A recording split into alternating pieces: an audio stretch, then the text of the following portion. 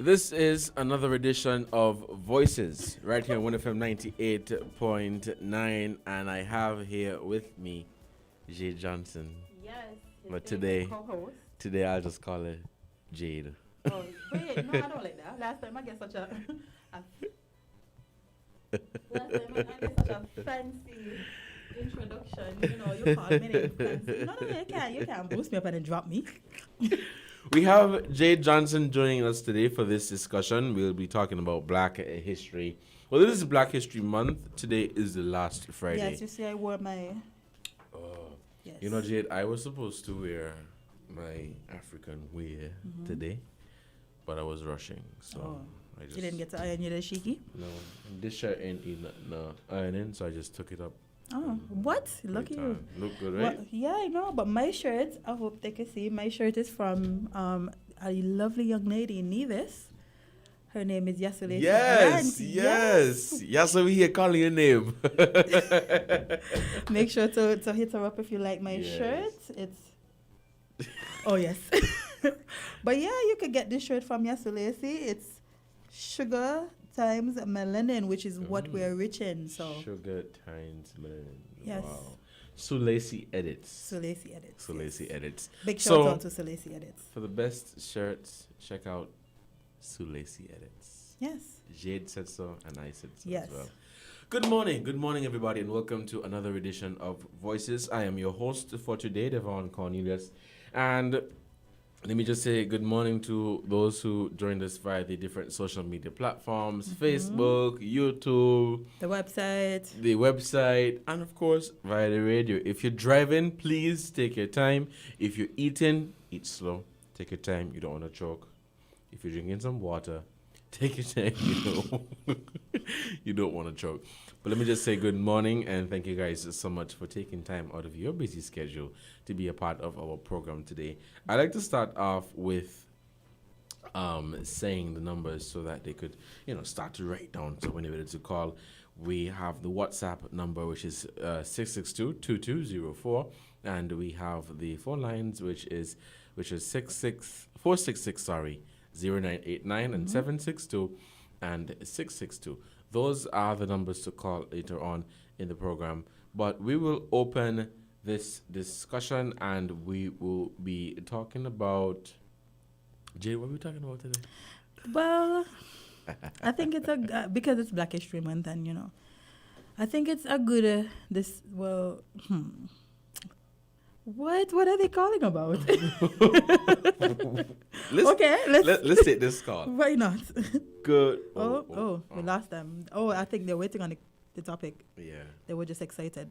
But yeah, I think we should talk about the experience of being a Kittitian. Like, what makes us Kittitian? And a new vision. Yes. Oh my gosh, I'm so sorry. Let me Nevis for them turn off the Devonne. radio. Oh dear, I'm so sorry. What it means to be a Kittitian and Nevision, what makes us us, what's culturally synonymous to us. Like, what do you think are things that you could tell a Kittitian and Nevision by?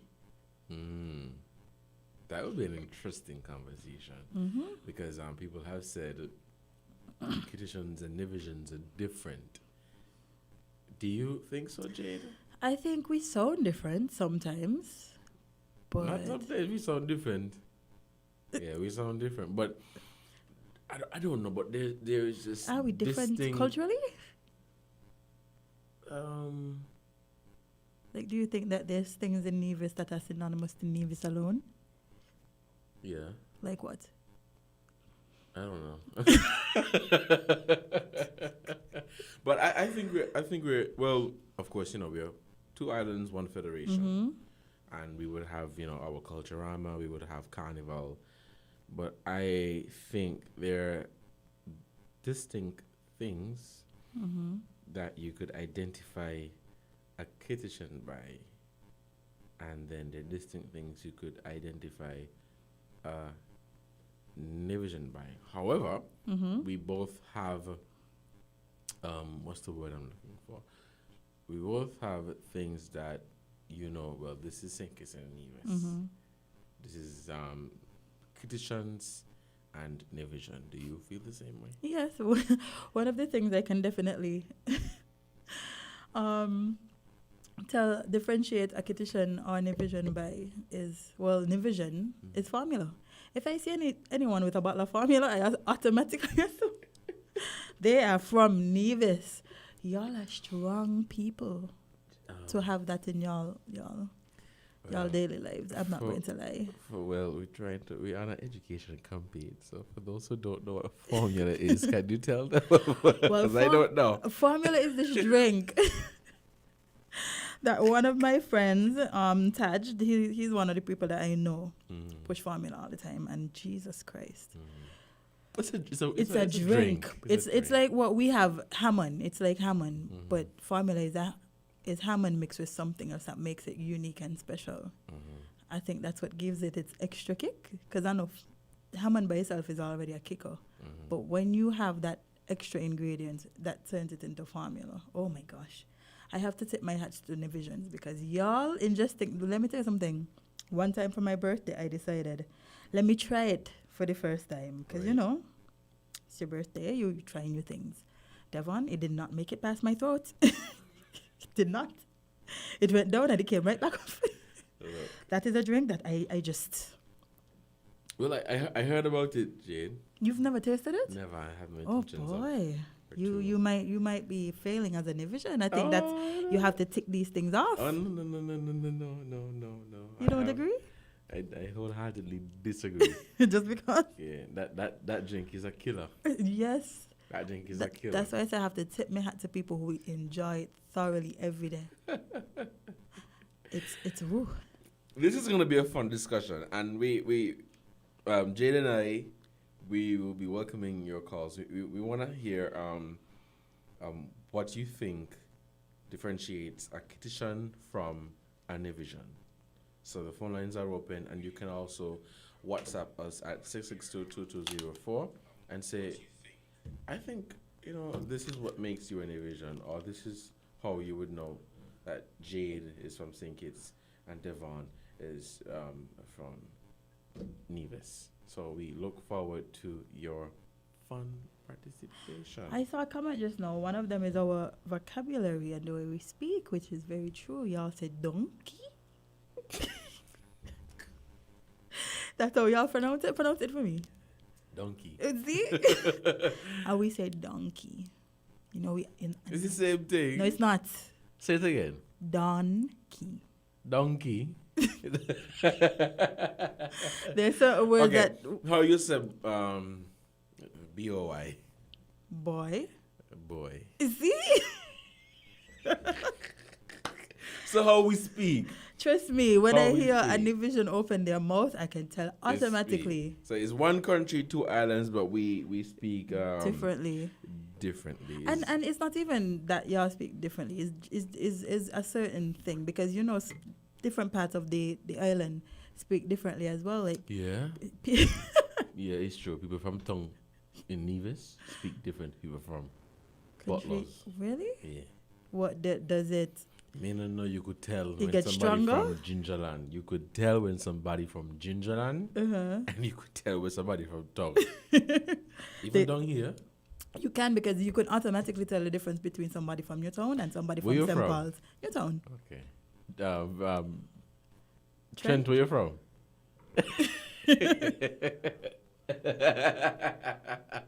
I'm so sorry that the listeners can't hear Trent because he's giving us an example of how Nevision speak, and I think he was spot on. But yeah, let me go. But yeah, we have distinct ways of how we speak. When a Kittitian hear a Nevision say, "Well, let me go," or "We're going up the road," or something like that. You're like, "What is Abby?" Who is Abby? And Abby, the food place? Abby is us.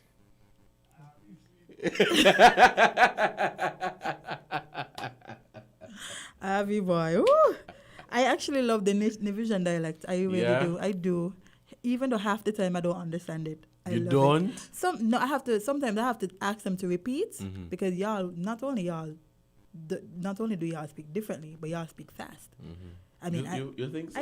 I speak fast. What? You think Say that sentence again. Say what sentence again? About Abby. About Abby. and how we got on the road. Okay, you see? That's all like a one-on sentence. No punctuation, nowhere between there. I mean, I think we speak well. No, I'm not saying even I our don't. even our dialect, and we have I love the dialect, actually. our dialect is the best dialect in the Caribbean. Okay, I didn't say all of that, no. Yeah. However, if you feel, you're allowed to feel that way. You're allowed to feel that way. Well, I'm in a vision. So. Yes. So your bias has nothing to do with this. None. Nothing at all. Nothing No, at all. I agree. Nothing at all. Do you think that y'all have foods that are specific to Nevis? Yeah. Before we talk about food, Devonne, I think we have a call. Yes. So let's take this call. Good morning, caller. You are live on Voices. Hello, good morning. Good morning. Morning, Mr. Cornelius. Good morning. How are you? And good morning to your guests. Good morning. I have not wanted to call in so early, but I will call in on a different topic that I wanted to get in on for the longest. But it just caught my attention there with something you said. Myself as a taxi driver, I was told something one time with a taxi guy, tour guide maybe, who was describing something in Nevis, which was very, very amusing to me. That he came across a bathroom and he was describing to the guests that the big folks would bathe on that side, and okay, let me say it in the Nevisian twang. People bathe them kin in a nesta. Oh, this is a division. Little nigger bathe them kin in a so, right? But the way he said, bathe them kin in. Oh yes, yes. Okay? This has to be a division. Yeah. Yeah. What? This is where you wash your kinina. Yeah. What is a kinina? Right? The way. What is a kinina? The your skin. Right? So the guest wants to know from what the guest, the way he came across, the guest wanted to specifically know what is a kinina. Yes. Right? Yes. So I think that was very, very, I mean. Yes, that is, trust me. With concealing, and it's a concealment too, because sometimes you will have conversation with people who speak a different language, and there are some things that they do not want you to know, and they will say one or two words in their language to indicate something to the other person, like select yourself and two others might be there, and they speak whatever different language. And so we in spite of it all, and it's Dr. Shimon, in spite of it all, we have learned to communicate amongst ourselves, even though we were told or we were forbidden to communicate in other ways, be it by the drums to send a message or what have you. We have been so innovative to communicate within ourselves. And so, big up to Univision Twang. Yes, love it. Relinquish it. Do not. It's a part of who we are, and it's just all about us as a people. I love it. Yes, thank you, Carla. Thank you. Thank you so much, Carla, for reminding me of that. Yes, Jade, reminding. have you ever heard of that story? I no, but I've heard the word kin before. Oh my when gosh! I don't know why the S disappears, but I love it. Taxi driver carry some guests dung by the hot bath. I talk in division dialect, and he did telling the guests them, this is where Niagara was shanking na.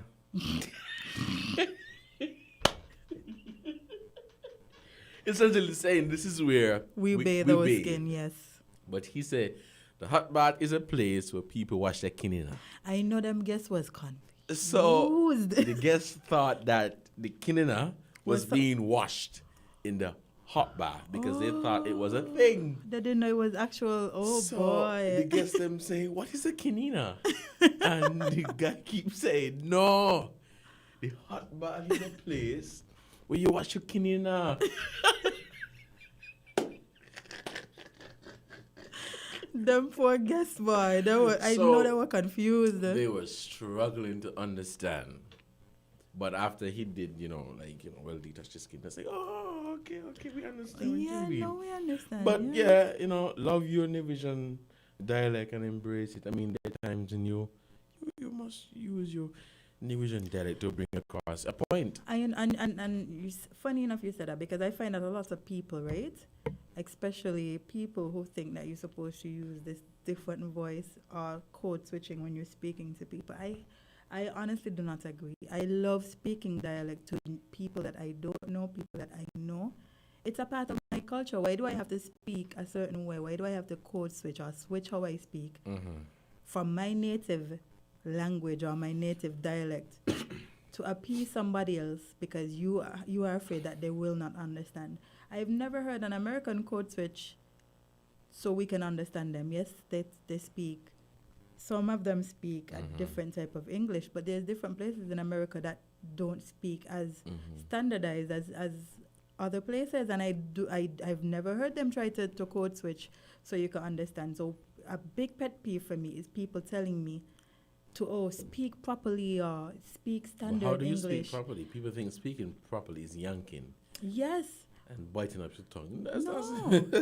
You mean to tell me that I've spoken to people all my life as a Kittitian or a Nivision, and they speak their dialect, and we speak dialect, and know because somebody else who may not be from my country, I have to now switch up to speak to them.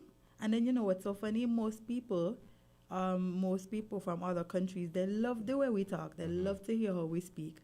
So when you tell people to switch up how they speak to appease somebody else, I think it's taken away from them. Yeah, I agree. But it's like let me use, for example, Jamaicans. If a Jamaican is talking to you, Jade, as a Kittitian, I don't think they would adjust. They're going to tell you... Hello? I have Jamaican friends. They speak to me in Jamaican dialect. I better figure it out. But I think we have this thing around here. We want to... No, I mean, you take your time in your talk. You take your time in your speak. Yeah. It doesn't make you sound illiterate or like you don't have sense. That's just our native...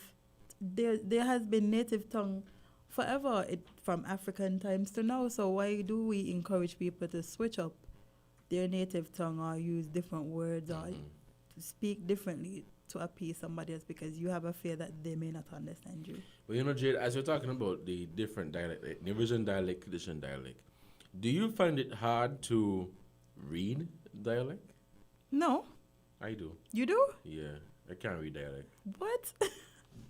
I can't read dialect. I would sound so stupid. Reading it?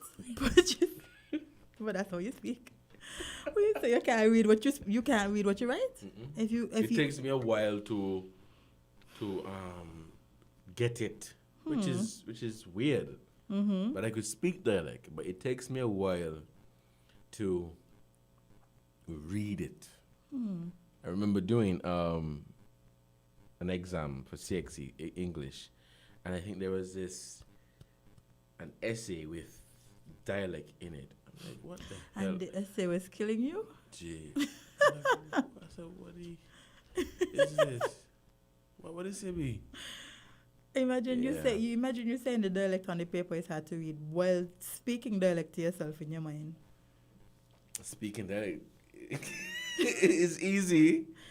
So you think reading it is harder than speaking? Yeah, in my opinion. I've tried it and it's like, oh gosh. You have to really slow down and take your time and read it. One of these days we're going to give you a paragraph from dialect for you to read aloud on the ear. Oh gosh. That's the real challenge. Oh gosh. I'll have to practice that. I'll definitely have to practice that.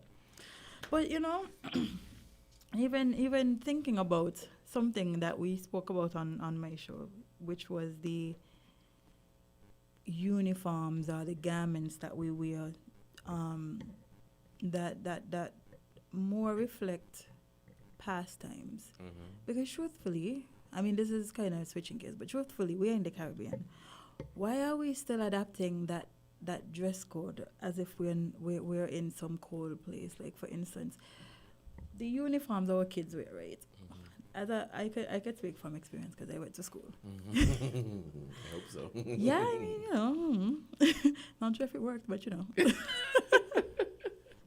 when you go to school, you are encouraged to wear these layers of clothing and these long skirts and these thick khaki pants. We're in hot sun, This is not no snow. We're not in the cooler climate. We're in the Caribbean. I feel like it's time for us to dress that way. Even in offices, we are encouraged to wear all these garments and long sleeve shirts and long pants and all of these things. And even and you know what caught my attention most? The clothing that we wear sometimes at restaurants or hotels. Yes, Jade, I was just about to say it. I for the life of me, right, I can't understand why people walk around here with leather jackets. Jade, if I see you in a leather jacket, I'm going to cut it off. Watch here. As soon as I see somebody in leather, I automatically think they're hot. Like, I know they're sweating under that leather. But how do you do that, though? I don't know. It's some weird habit. Why would you wear a leather jacket? It's a We've never snowed. I've seen people in not muffs, gloves and I'm like, and then those did I miss the memo? Those shoes, those snow boots. Where are we going? I don't know. It has never snowed in St Kitts ever, not to my knowledge anyway. And even with the garments that they wear as traditional dress at some of these hotels that they oh okay. Well, somebody wants to speak to us. Devonne? Yes, let us take this call. Good morning, caller. You're live on Voices. Hi, good morning. How are you doing? I'm doing good, thanks. Fine. Okay, good. I just want to weigh in as a language teacher myself. I was trying to put it in the chat, but I realized perhaps you're not paying attention to the chat. But there's a time and place. Like I tell my students, we live in a world that is structured. And it tells you to communicate, you would have to speak the standard English or the standard French. But there's a time for vernaculars or dialects, which we shouldn't forget because it's a part of who we are. And I tell my students, it's a code because when your families come from England and you don't want them to understand you, you start and you break out into your vernaculars and you would say things like, me no want that day. And they wouldn't understand, right? And some of them would say, what are you saying? And they say, water. And when they eat up their words, we have to ask them in turn, hello, what are you saying? Right? Because you can't understand them when they get into their serious Cockney and so forth. They eat up their words. Because I have a cousin, sometimes when he sends me voice note, I say, cuz, could you slow it down for me, please? I asked you for you said translation. something there on the end and I couldn't understand. And he would laugh. When he sends it back, he laughs. He says, you crack me up even with your accent. You see, and then some students would tell you they don't have accents. But we're all different in terms of accommodating and assimilating. Because I'm sure some of you would have traveled over the summer and you come back with an accent. Everybody had to know you traveled. Right? Even for the 2 weeks. You said, girl, you only went for 2 weeks and you got accent already? But you can't bash people. There's some persons who would lose the essence of being very easily compared to others. Yes, that is a fact. But once you hold on and you know that the time is to bring it out now, you're with friends, you're relaxed, you do it. And I agree with you, Mr. Cornelius. I did Louise Bennett and all these different Jamaican writers, and we had dialects back in the day. And I used to pray, the teacher don't call me to read it. Because I can't understand it. When she said, Miss Saunders, could you read this part as a teacher? Couldn't I read down here? Because I'm trying to avoid all the dialects, right? And the children, they say, yeah, teacher, let her read it because I sound so joking. Oh, My students today would say, Miss Saunders, you were born here? I said, yes. Why? You don't speak like a Kittitian. I said, because I teach languages and because I can mimic the people from the languages, even when they speak English. I said the French people, when they say the, it sounds different. It says the man. The man is, the one there. Yeah. And, it has different accents. The Italians, when when they learn English, they forget that they're in English now, so they have the same breaks. Good morning, how you doing? I am The impressed. translator understand that he or she has to be a monkey. What does that mean? You play the role. So when you come back to English, there's certain things you do. When you go to French, there's certain things you do and can say, and that determines how you've mastered the language. So you, Mr. Cornelius, when you said reading it is hard for you, it's the same because we don't read it all the time. Right. Because you hear it. Listening is the first skill, and then speaking. Yes. That is why you're able to speak quicker than you can write it. Well, So Miss, I leave you on that. well, Miss Saunders, I'm Very happy good that we didn't pay attention to the live because I'm happy that you called in and you gave us these different languages. And I realized, examples. I said maybe it's too difficult to look down and Yeah. still talk. I'm just seeing the comments. Claudine Saunders. Yes. Thank you so much, Miss Saunders. Thank you so much. Okay, no problem. Have a great day. you as too. well. Bye. Jade, I am impressed. you remember the other day I was in the office talking a different. Oh, you mean your Trinidadian accent? Look, I went to Trinidad for 1 week. 1 week. Tell the story in Trinidadian. 1 week. Bye. Oh, you're shy now. I went to Trinidad, Jade, for 1 week. I spent 1 week in Trinidad. And it wasn't even me traveling around Trinidad. We land at the airport. We went to the hotel. We went to the mall. And you pick up an accent between there. And I pick up how I wasn't on Nivision anymore. I realize. When I was down there, nobody knew, not even the contingent that came from the other countries, knew that I was representing St Kitts and Nevis. They thought that I was a Trinidadian. Well, Devonne, I had to ask you, I said, what? How is this possible? Hey, Devonne, you tell me if I'm Trini, man. You're hiding things from me. I Look. could not believe you only went for a week. 1 week. Give them a little bit. Give them. Next time. No, I don't like this shyness all of a sudden. All of a sudden you're shy. You lost your accent that you bought on Amazon. I don't understand. No, man, this one was a real one. Look, it was a real thing, Jade. I realize. I'll give it as a teaser later, but it was a real thing. I went there for 1 week, and then when I went to Grenada. You pick up a Grenadian accent? Oh, well, you must be a sponge. But the Trini one was easier. What do Grenadians sound like? Boy, this is a mixture of St. Lucians and Dominicans. Oh. Yeah. Oh, I don't think I've ever... Have I ever heard a Grenadian accent? I can't remember. It's similar. Like, you ever hear Dominican speak? Yes. Oh, God, them the accent, bad. Yes, I love it. Bad in a good way, sorry. Yes, I love Dominican accents. I love Trinidadian accents. I love Lucian accents. I love Jamaican accents. Miss Brown, I love Miss Brown accent. Yes. Yeah, I love it bad. Yes. Miss Brown, if you're listening, I love your accent. The accent I have serious trouble understanding most times is Barbados. Yeah. When they start to speak, oh my gosh. They don't even just call it what's them. They don't call it. What? Barbados is... Guys, I'm sorry. I'm sorry if you're Bayesian, you're listening, or Barbadian. We love you. However, we really can't understand you. We can't understand. I have some friends who are Bayesian, and I'm like, please, slow down. Take your time. Miss Saunders, bananas. I think you mean Bayesian. She said bananas and nasal. Okay, I think that was a typo. I hope so. I hope you're not calling people bananas. The comment from Miss Saunders says, I guess we came from the same tribe of people, but the plantation owners and their pitch would have altered what was passed down. Oh, we have a call. Let us take this call, Jade. Good morning, caller. You are live on Voices. Caller, good morning. Hi, good morning. Miss Saunders again. I'm happy you raised that with the Bayesian accent, and indeed not to offend anyone. Right. The first time I heard their accent, I had just completed my CXC subjects, and I went to Barbados with my dad. He went on business. And we telling them we need to go to Black Rock Seclusion Gardens. And I hear my father telling the taxi man, he said, yeah, Ma, I know where it is, the first room on right-hand side. And I said, what? Hello. I turned to my dad Dad, and I said, he talking English? And my father putting his finger over his mouth to tell me to be quiet.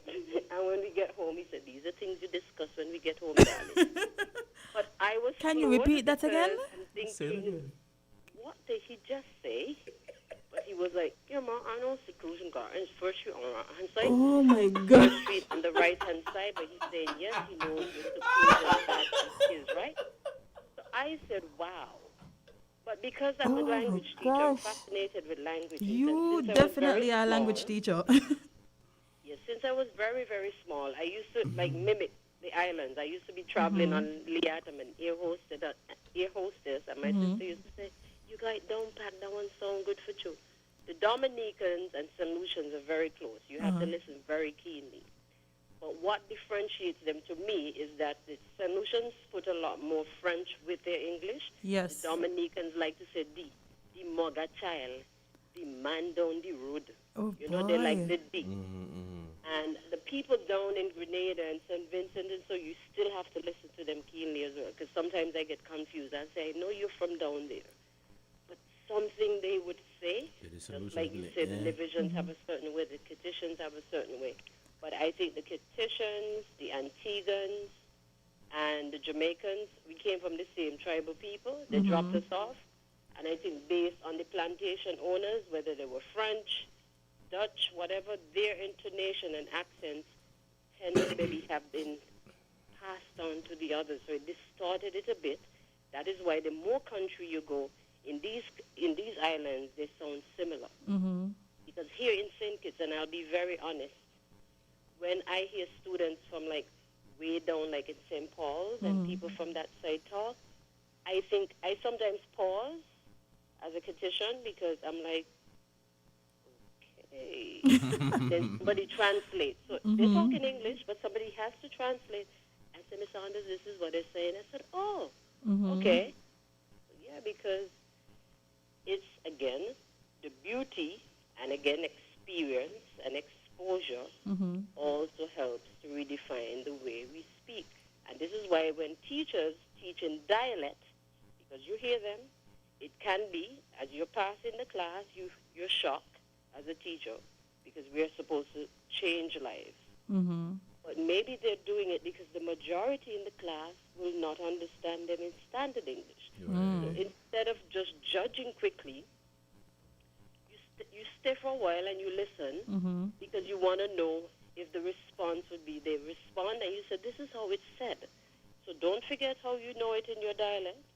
But if you have to communicate outside your little fence, you have to play the role. And a lot of times as educators, what I find we don't do, you keep telling them in dialect, they understand, but when it's time to write, They can't write it in standard English. they write it in the dialect, but then you have markers who would say to answer. And we say answer in English, but you realize we don't say answer in standard English because it's something that is supposed to be understood.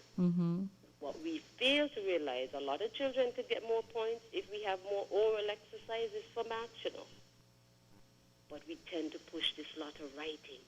Writing. This is why I like the American system, because you get a balance of the oral presentation versus the written. I think the British system is so structured, it has too much writing. I agree. Writing. I agree. But I love the languages because you have the oral exams that we prepare them for. And then you have the written part.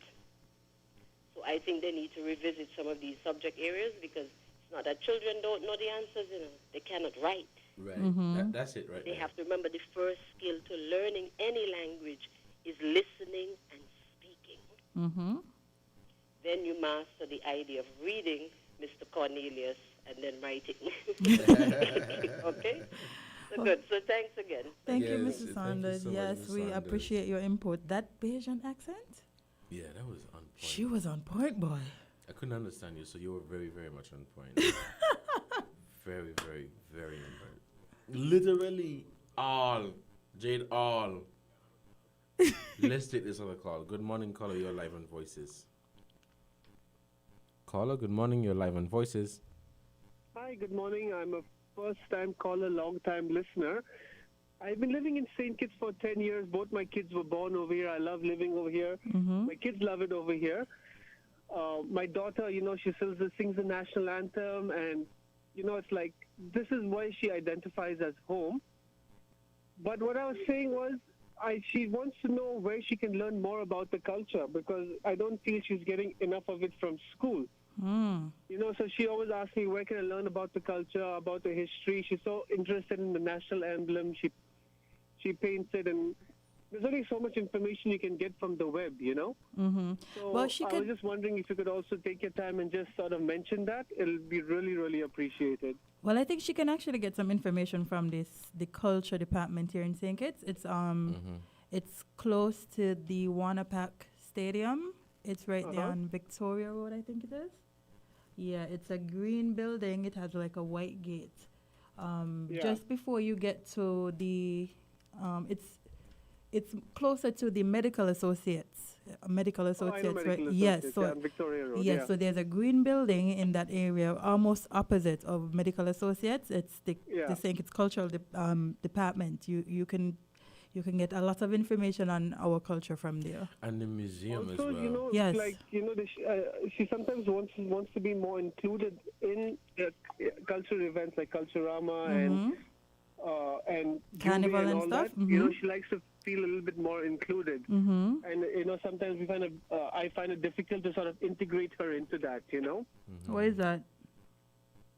Why? Either because maybe we don't know who to contact, or she might feel a little bit awkward being the only migrant child. Well, you should probably what you could probably do is get her into one of the troops, like the clown troops. If she's a little shy because she's a little shy because she feels like she may not fit in. The clowns actually have masks, so that might help her that might be a step to helping her to feel a little better about getting into the culture. When she has that mask, everybody looks alike, so nobody would really realize that she doesn't look like everybody else, and I think this is one way to get her into our culture, and also because she's surrounded by people that is teaching her cultural stuff about St. Kitts, and after a while she wouldn't even realize that she doesn't look like everybody else, hopefully. That's true. That makes a lot of sense, because St. Kitts is our home now, and it's very important that she learns, that yes, this is where, I agree. When she travels abroad, she always says, everybody, I'm from St. Kitts, Oh, nice. So, so she really identifies as this is her home. Yes, so try and get her into one of the... integrate into her. Try and get her into one of the cultural troops. I think she would really enjoy that. Well, hopefully this year, if COVID's not an issue, hopefully, fingers crossed. There'll be Jubilee at the end of the year. Okay. Looking forward to seeing her. Thank you. Sure. Thank you so much. Bye. Jade, let us say a quick thank you to the sponsors. Sure, no problem. And then we'll come back and close out this program. Thank you guys so much for listening. Honey, I have so much to do. And now I need to go to TDC Home and Building Depot to buy the new fridge. Samantha, stop worrying. You can purchase the fridge and whatever else you may need with TDC Home and Building Depot's curbside and delivery service. Really? Just send your request via WhatsApp or email, pay online, and get your purchase by pickup or delivery. Wow! I'm going to try TDC curbside and delivery service now. Terms and conditions apply. Check our social media pages for all the details. Feel the magic happening. Campari. Taste. Something incredible happens when Campari is mixed just right. Like Campari and orange juice poured over ice. Taste it. Try it tonight. Bitter, sweeter, better. Campari. Must be 18 years and older. Drink responsibly.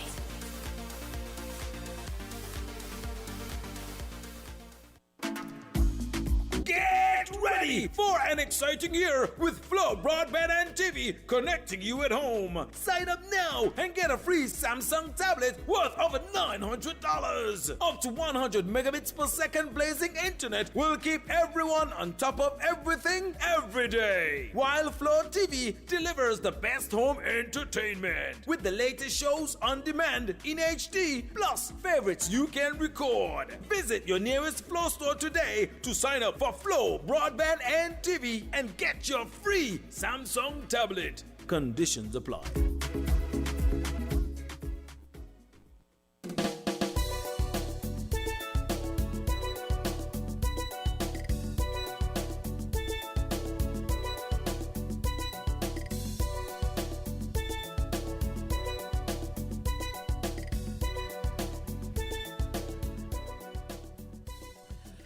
Welcome back to, we lost that call. Welcome back to Voices. Good morning to all of you again, and thank you guys so much for taking time out of your busy schedule to be a part of our program.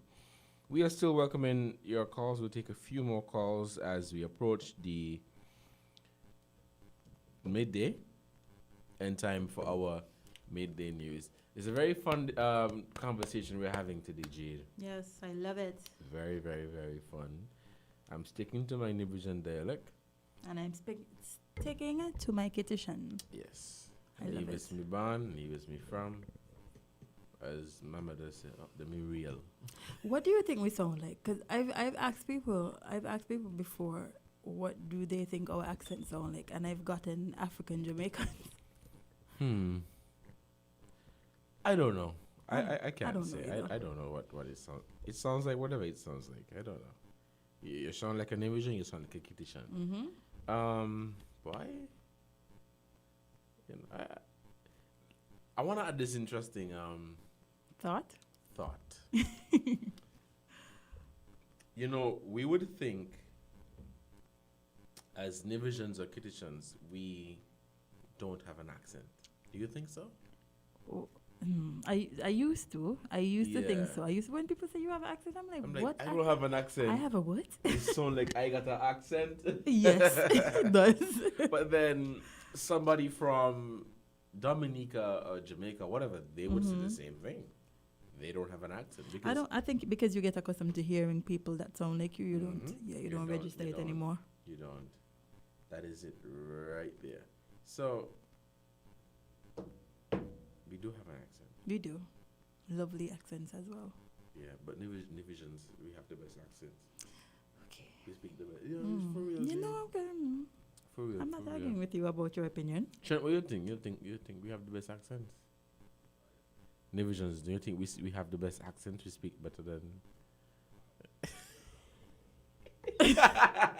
For those who can't hear, well, for those who didn't hear because you said it off air, Trent says that Namibians speak like people from the country in St Kitts, which is very true. I think y'all are closer to people who's from like St Paul's and Keon and that side of the country than, you know. Yeah. And even people from Nevis who live in the town, like y'all sound closer to our country accents than... Where in Nevis you think I am from? Speak again? You don't count because you don't... Jade said me to count. Let's take this call. Good morning, caller. You're live on Voices. Good morning. Good morning. Good morning. I just wake up. I want to lick you when I grow up. Me too. You got to live the good life, you know. I agree, Miss Henry. You're young, you hustle, you know what I mean? Mm. You gotta get to work on time and whatnot. When you retire, man, you lie down when you want, get up when you want, sleep when you want.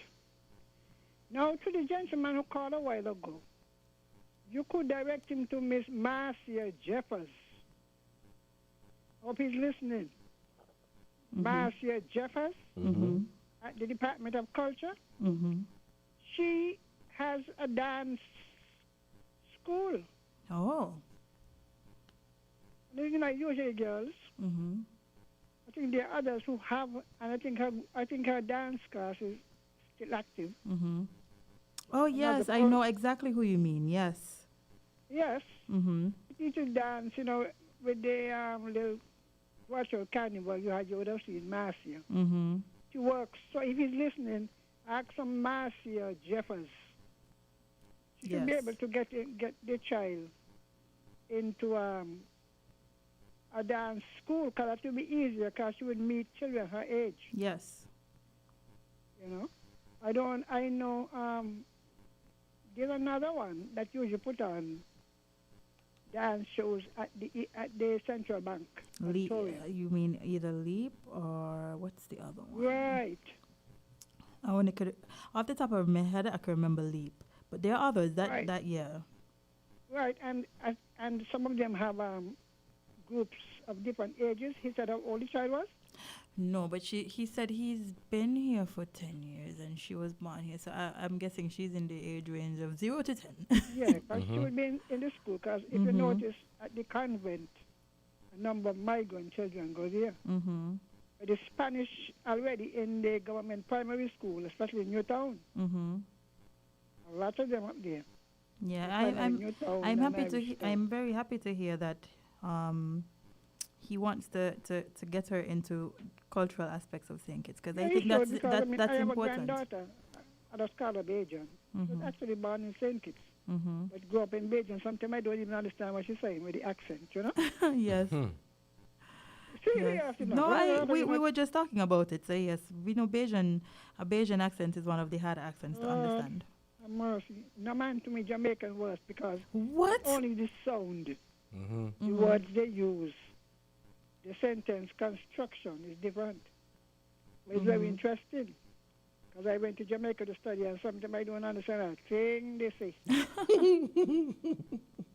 I remember one time I went to the prayer, you know prayer? Prayer. Prayer, yes. I used to go to the church just to hear Is it prayer? Yeah, that's what they say instead of prayer. It's prayer. Me not know. It's no, you know? You know? Yes. Noah. Yes. Now, you Accents made a are so comment a while ago fascinating. about the accent, the Nibijan accent. I always wonder how the Nibijan managed to develop an accent, a dialect, different to the Kittitians. Well, it's the same way, even though How- all of wait, us... how what? How she said she often wonders how Nivisians got their own dialect. Well, you can tell a Nibijan, you know, from a Kittitian. But it's the same way you could tell somebody from in the different. countryside in St. Kitts to somebody in town. I was coming to that because I have some family down there. What has happened? You see St. Paul's? Mm-hmm. St. Paul's is an implantation of Rollins Village in Gingerland. What used to happen in the old time days, the people from certain villages work on specific estates in St. Kitts. Mm-hmm. You see? Yeah. So if you go down to St. Paul's, exact, pick up Nevis and drop it in St. Paul's. Yes, that is true. But Miss Henry, thank you. We have to go. Right then. We have to take a break now. We've reached the 12 o'clock hour on the show, which means it's time for some news, some WINN Media news, Devonne. Yes. So turn up your radio and have a good listen. Let me just say thank you to everyone who made this edition of Voices possible.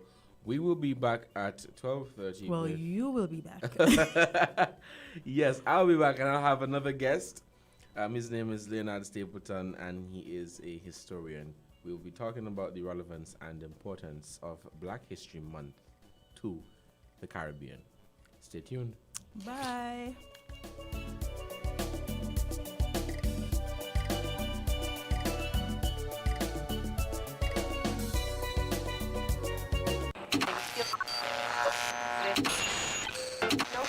You found the sound. 98.9. WINN FM. We now bring you the headline news. The headline news is brought to you by Caribbean Alliance, KDP Enterprises, The Grange, and Cariboury.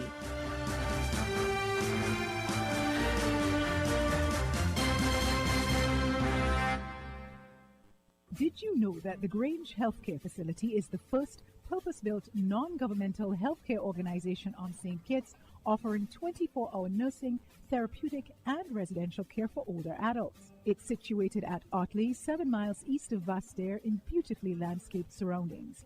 The Grange has a team of highly trained professionals and provides care that's rated as being comparable with UK and North American standards. The Grange offers varied accommodation to suit your individual needs, and our all-inclusive packages make the cost of care per hour the most competitive on the island.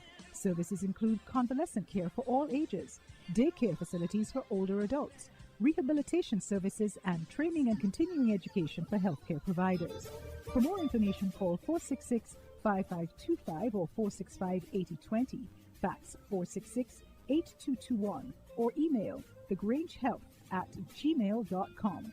or visit our website at www.grangehealthcarefacility.com. We are faced with tough decisions every day, but choosing the right home or motor insurance shouldn't be one. You need fast claim settlement from a company that's been rooted for over 31 years. And don't forget the A Excellent rating by AM Best.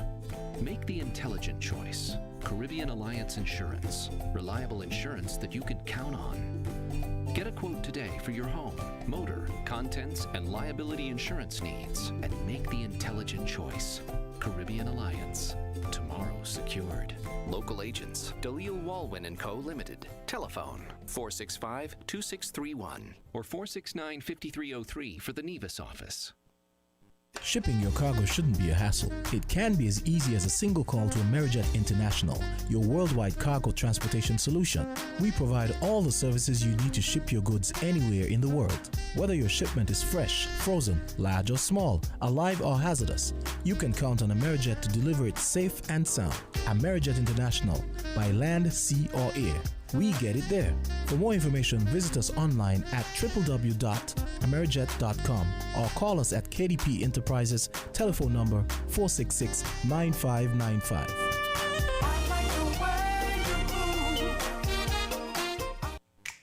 Maybe it's the way the brilliant gold liquid reflects our sunshine, or how the bright blue of its label mirrors the clear Caribbean skies overhead.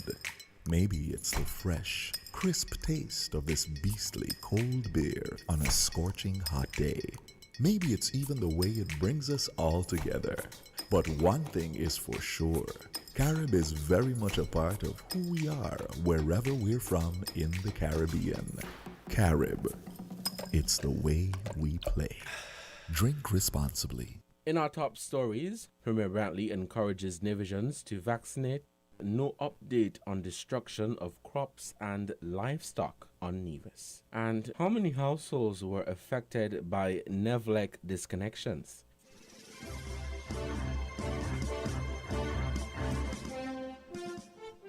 And now, the details. Premier of Nevis and Senior Minister of Health, the Honorable Mark Brantley, is encouraging the people of Nevis to get vaccinated against the coronavirus disease.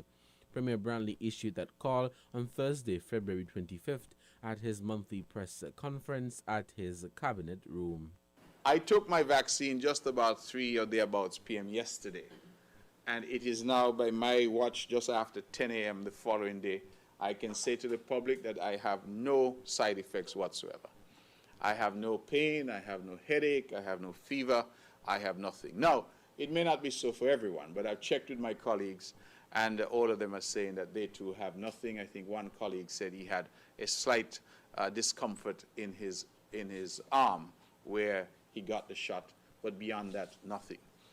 My wife is well as well, and so I think that so far it appears that we have done quite well. I think PS is here. He got the vaccine as well. PS, you okay? He looks dapper as usual, so he doesn't appear to have had any issues. And I have spoken to Dr. Nisbet, who heads our task force here in Nevis, and she also is doing well. So those that I've checked base with before coming here all say that they're doing well. And of course, we continue to encourage our people to get vaccinated. We say to get vaccinated. What we said, don't wait, vaccinate. That is the tagline that they've come up with. Don't wait, vaccinate. The idea is that vaccinations have proven over the years and over the centuries to be a good way to avoid disease and to combat disease. Let us reflect, for example, that we do not have things like polio anymore in St Kitts and Nevis. All of us in this room have been vaccinated. Many of us got it when we were in school. On Wednesday, February 24th, Premier Brantley and members of the Cabinet of the Nevis Island Administration took the first shot of the Oxford AstraZeneca vaccine at the Charlestown Health Centre. The vaccination will continue at the Gingerland and Combermere Health Centres on Nevis. St Kitts and Nevis has received 2,000 doses of the Oxford AstraZeneca vaccine, compliments of the Commonwealth of Dominica.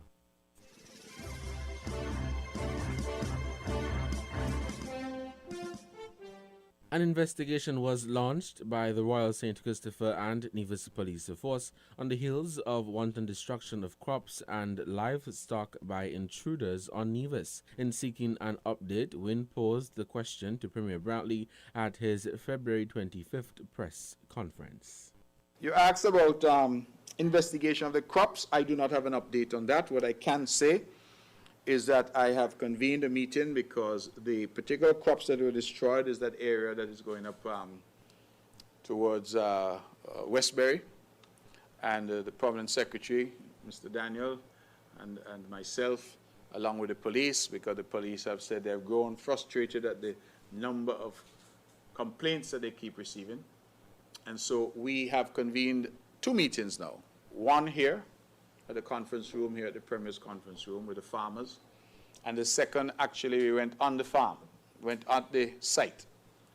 And we have met with the farmers. And what we have over there going on, Mr. Cornelius, is really persons who are not at peace with each other. And so we are seeking to say, listen, the island needs food.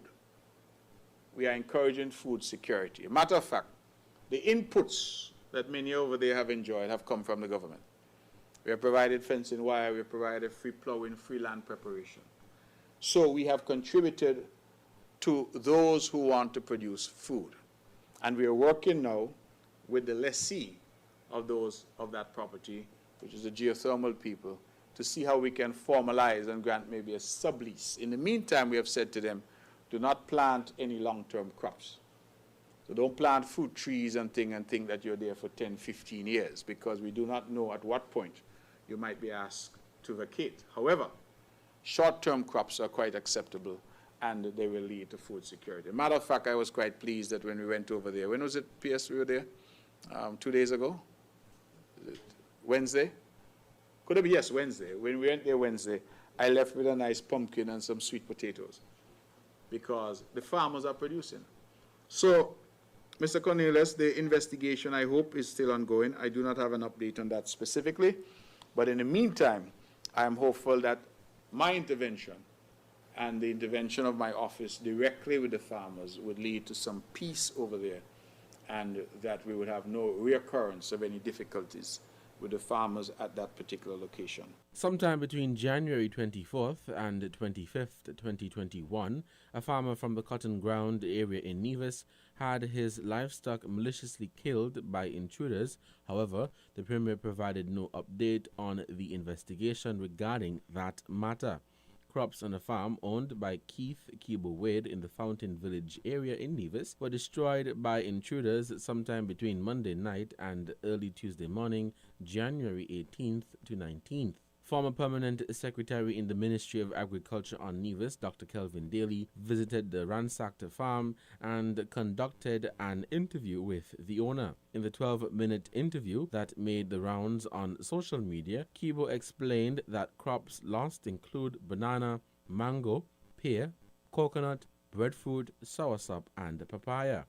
Kibo said it is not the first time his farm has been attacked, and he had previously lodged several complaints with the police and top government officials, but nothing has changed. Some 250 feet of pipe was previously stolen but eventually recovered, and on another occasion, the fence of his farm was cut, resulting in stray animals eating all of his crops. The irate farmer complained.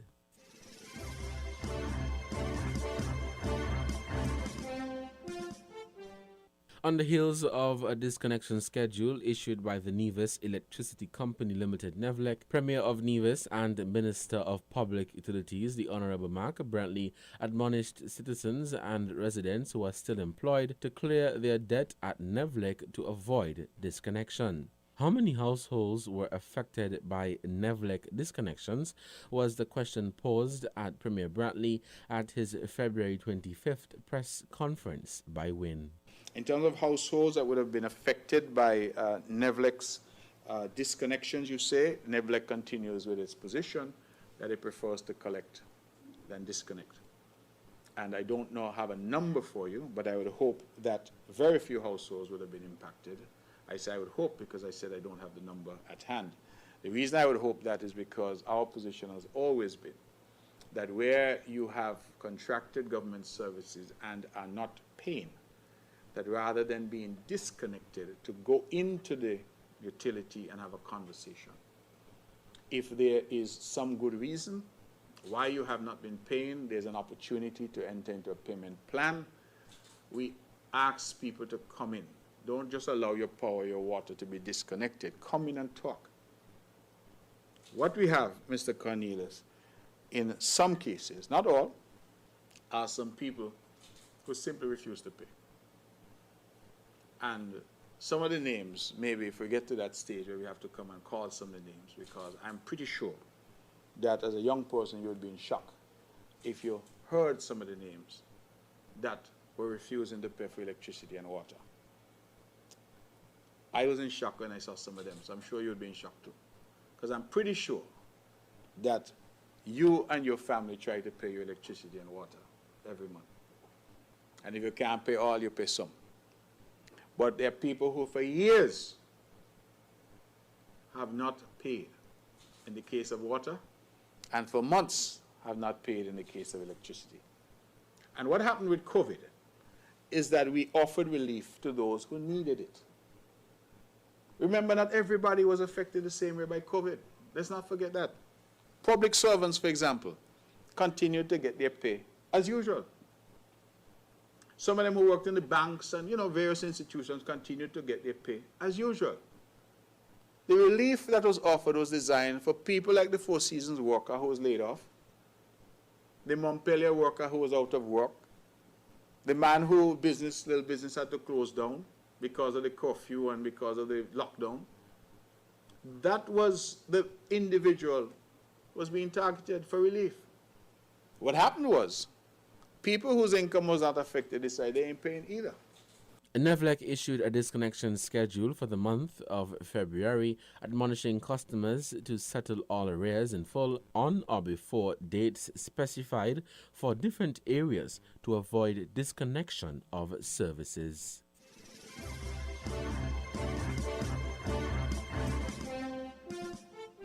In regional news, Acting Chief Medical Officer in the Ministry of Health, Dr. Sean Charles, says the turnout by people interested in taking the COVID-19 vaccine exceeds their expectations. He spoke to GBN on Thursday about the latest vaccination figures throughout the country.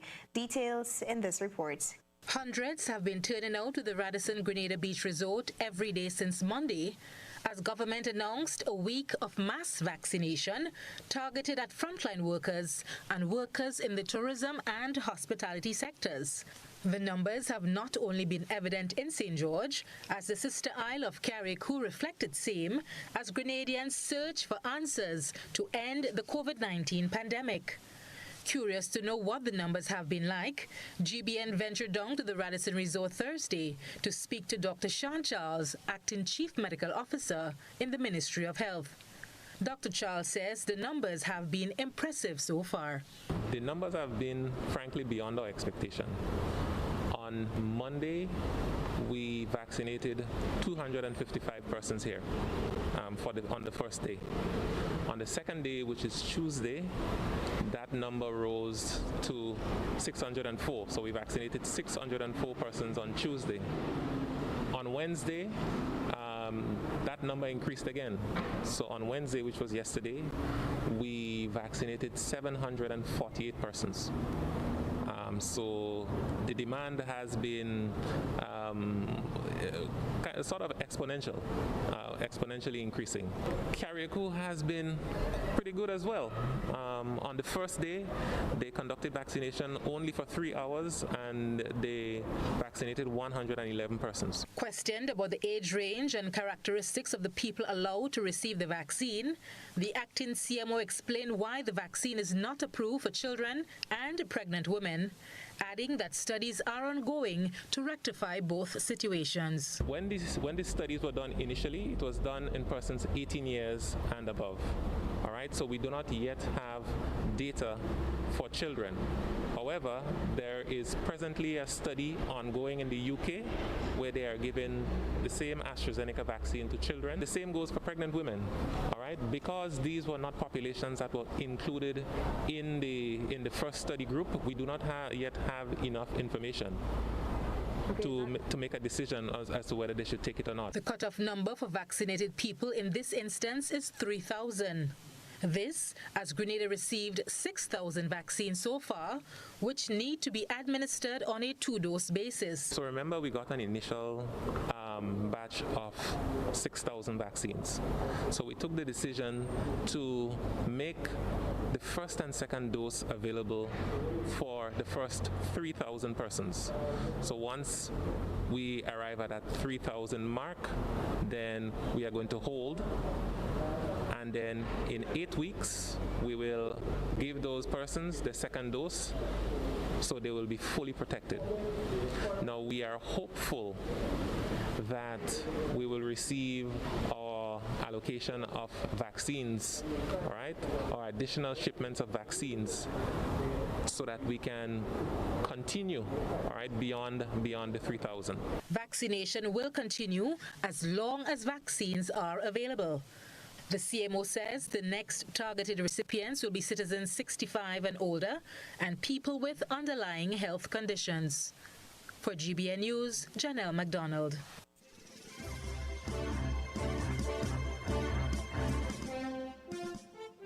Former head of the Financial Services Regulatory Commission, Leroy King, has been sentenced to 10 years in prison in the United States. Now, the 74-year-old of Dickinson Bay, Antigua, was sentenced in a Texas court yesterday for his role in connection with a $7 billion Ponzi scheme involving the Stanford International Bank. He had pleaded guilty on January 30 last year to 1 count of conspiracy to obstruct justice and 1 count of obstruction of justice for his role in obstruction of the Securities and Exchange Commission, the SEC, investigation into the SIB.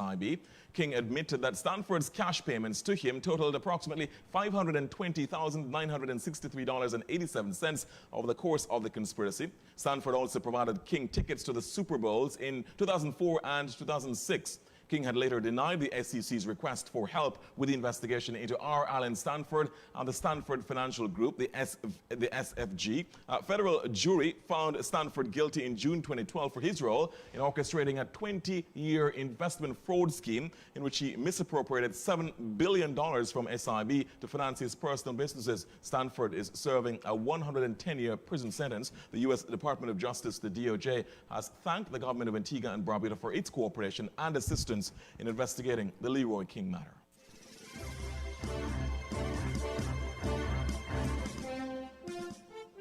We now bring you these international reports. A new coronavirus variant is on the rise in New York City, and health officials warn it shares some similarities with a more transmissible and intractable one first discovered in South Africa.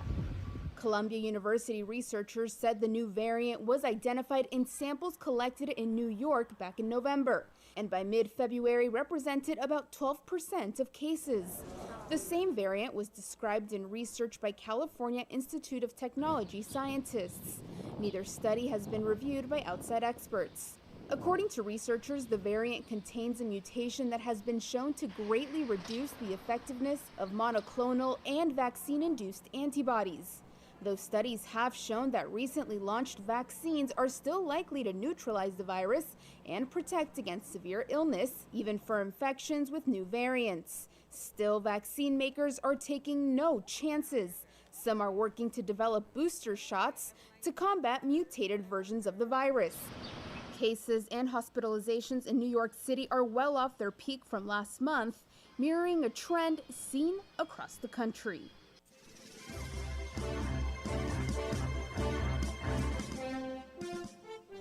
Police say Donald Trump supporters that launched last month's deadly attack on the U.S. Capitol want to launch another assault. The chief of the Capitol Police said Thursday the threats point to a possible attack during an address by President Joe Biden. Acting Chief Yogananda Pittman called for continued high security around the building. We know that members of the militia groups that were present on January 6th have stated their desires that they want to blow up the Capitol and kill as many members as possible with a direct nexus to the State of the Union. While a date has not yet been set for this year's State of the Union, it typically happens early in the year. Washington, D.C. has been on unprecedented security since last month's attack, including fences topped with razor wire and checkpoints manned by the National Guard. About 5,000 troops are expected to stay through mid-March.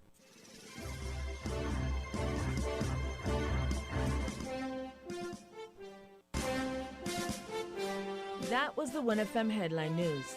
The Headline News was brought to you by Caribbean Alliance, KDP Enterprises, The Grange, and Carib Brewery.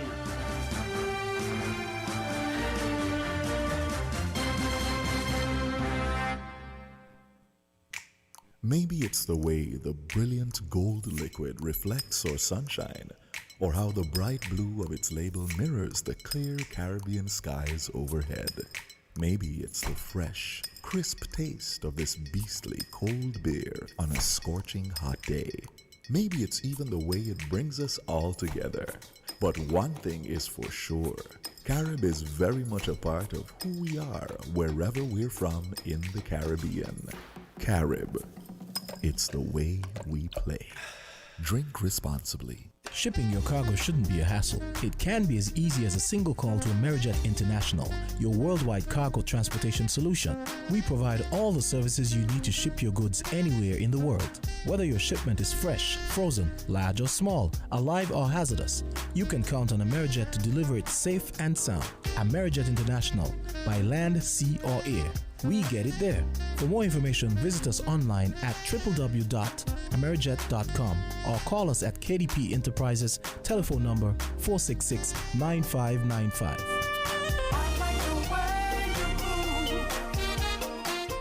We are faced with tough decisions every day, but choosing the right home or motor insurance shouldn't be one. You need fast claim settlement from a company that's been rooted for over 31 years. And don't forget the A Excellent rating by AM Best. Make the intelligent choice. Caribbean Alliance Insurance. Reliable insurance that you could count on. Get a quote today for your home, motor, contents, and liability insurance needs. And make the intelligent choice. Caribbean Alliance. Tomorrow secured. Local agents, Dalil Walwyn & Co. Limited. Telephone 465-2631 or 469-5303 for the Nevis office. Did you know that the Grange Healthcare Facility is the first purpose-built non-governmental healthcare organization on St Kitts, offering 24-hour nursing, therapeutic, and residential care for older adults? It's situated at Otley, 7 miles east of Vastair in beautifully landscaped surroundings.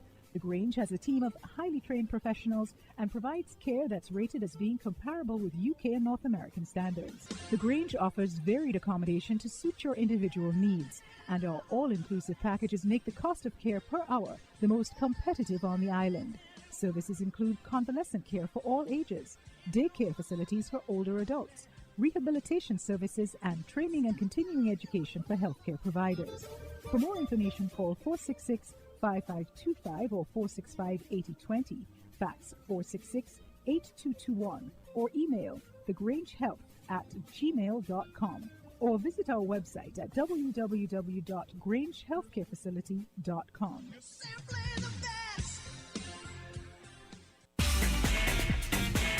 Sound the South 98.9 WINN FM.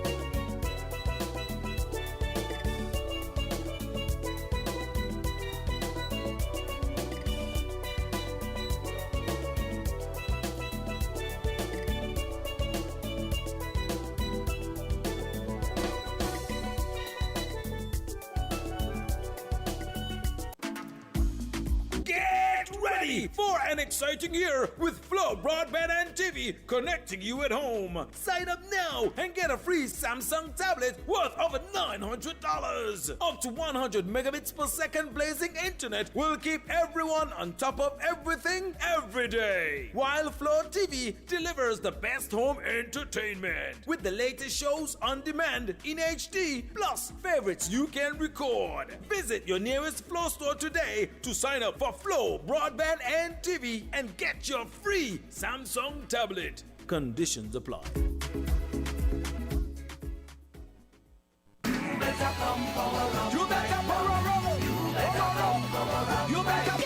Power up in February at Horsford's Value Mart IGA. Yes! In February, we are giving you 3 ways to power up. 1. Power up for your Value Club points in February. Yes! For the first time ever, every Value Club customer will earn double point on all Value Club purchases at Value Mart in St Kitts and Nevis. 2. Power up in our Power Play where lucky customers will win their purchase free. Just listen out for the Power Play alert, and if you are at the Mystery Power Register of the day, you win your purchase absolutely free with double points and more. 3. Power up your saving with the Horsford's Value Mart Red Tag Value Deal. Yes! Power up with the savings with huge discount on select Value Deals items. Power up your points. Power up your saving. Win your purchase free in our Power Play. Power up February at Horsford's Value Mart IGA. Don't miss it. Terms and conditions apply.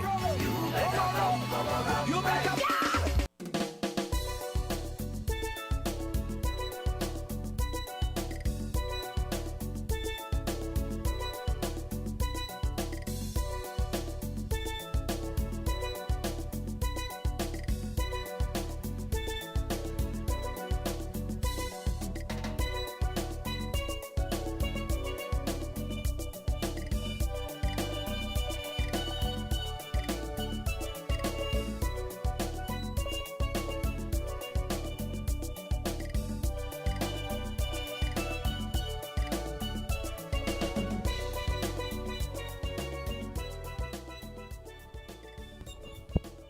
Good afternoon and welcome back to Voices on WINN FM 98.9. You've found the sound.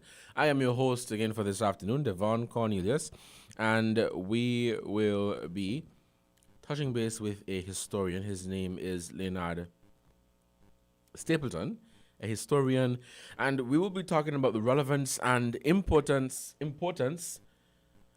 of Black History Month to the Caribbean region.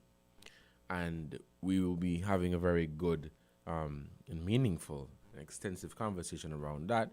You know, do you think Black History Month is important to the Caribbean and its people, and why? And of course, later on in the program, we will welcome your calls, your comments, your questions, for you to be a part of the conversation. Remember, the numbers to call are 466-0989, 762-0989, and 662, as well as our WhatsApp number, which is 662-2204. 662-2204. Today is the 26th day of February, and the month is ending. We're winding down. Throughout the entire month of February, institutions, educational institutions, the different schools hosted a number of activities to celebrate Black History Month. Today, the schools on Nevis, I'm not certain about those on St Kitts, I do believe on St Kitts as well, however, they have Dashiki Day, where you come to school in an African wear, to celebrate Black History Month. I'm not sure if they have been doing their concerts, Black History concerts and programs because of the, COVID restrictions and guidelines.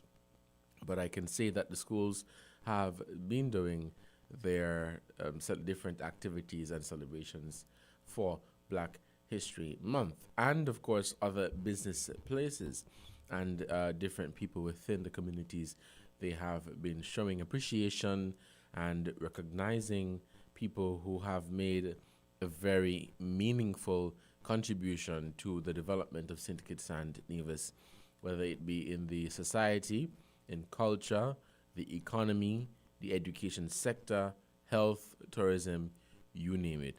And so they have been paying tribute to people who have, those who are still alive, you give them their flowers now that they're still alive, and those who have passed on. You could recall that on a few occasions here on Voices, we had like a little calypso edition of Voices where we played some songs. We had some songs from local calypsonians as well as calypsonians from across the Caribbean region. And so we were playing their music with a short biography saying who they are and the work they have been doing, and, you know, paying tribute to them and letting them know and their families know that we appreciate the work that they have been doing, and we understand that they have made indeed a significant impact on our cultural development and economic development here in St Kitts and Nevis. And so as we continue to celebrate Black History Month, for this afternoon's program, we will be going into or having a discussion about why do we think the celebration of Black History Month is relevant and important to the Caribbean and its people. So we will be welcoming Leonard Stapleton. He's not in the studios as yet, so let us take a break to say thank you to our sponsors. Without them, this program would not have been possible. For our first-time listeners, remember the numbers to call are 662-2204, 662-2204. That is our WhatsApp number. Please don't call. It's the WhatsApp number, so just send us a comment, text, whatever it may be. And then we have those numbers for the phone lines, which is 466-0989, 762-0989, and 662-0989.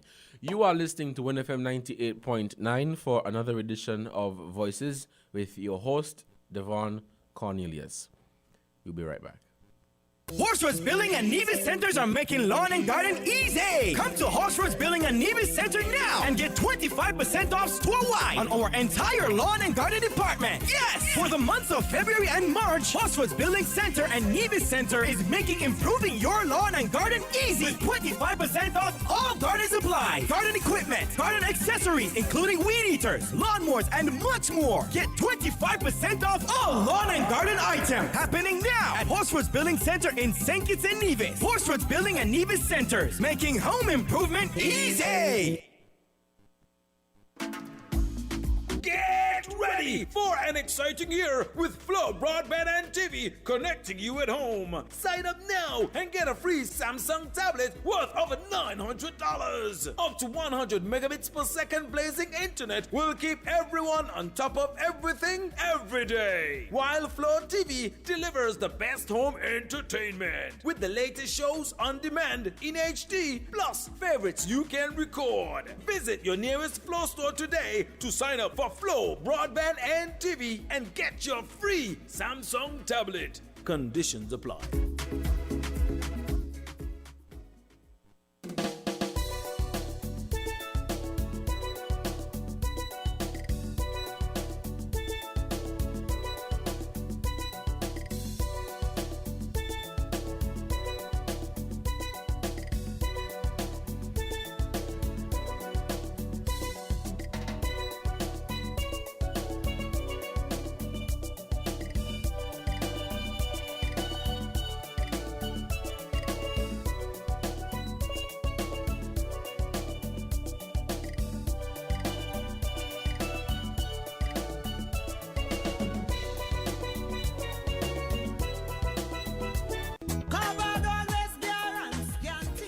For in-depth conversation into social, political, and economic issues affecting the people of St. Kitts and Nevis, tune into Voices every Monday, Wednesday, and Friday from 11 a.m. to 1:30 p.m.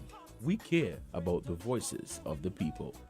Your voices from the ghetto, crying, crying, crying, Lord, Lord, crying, crying, voices from the ghetto.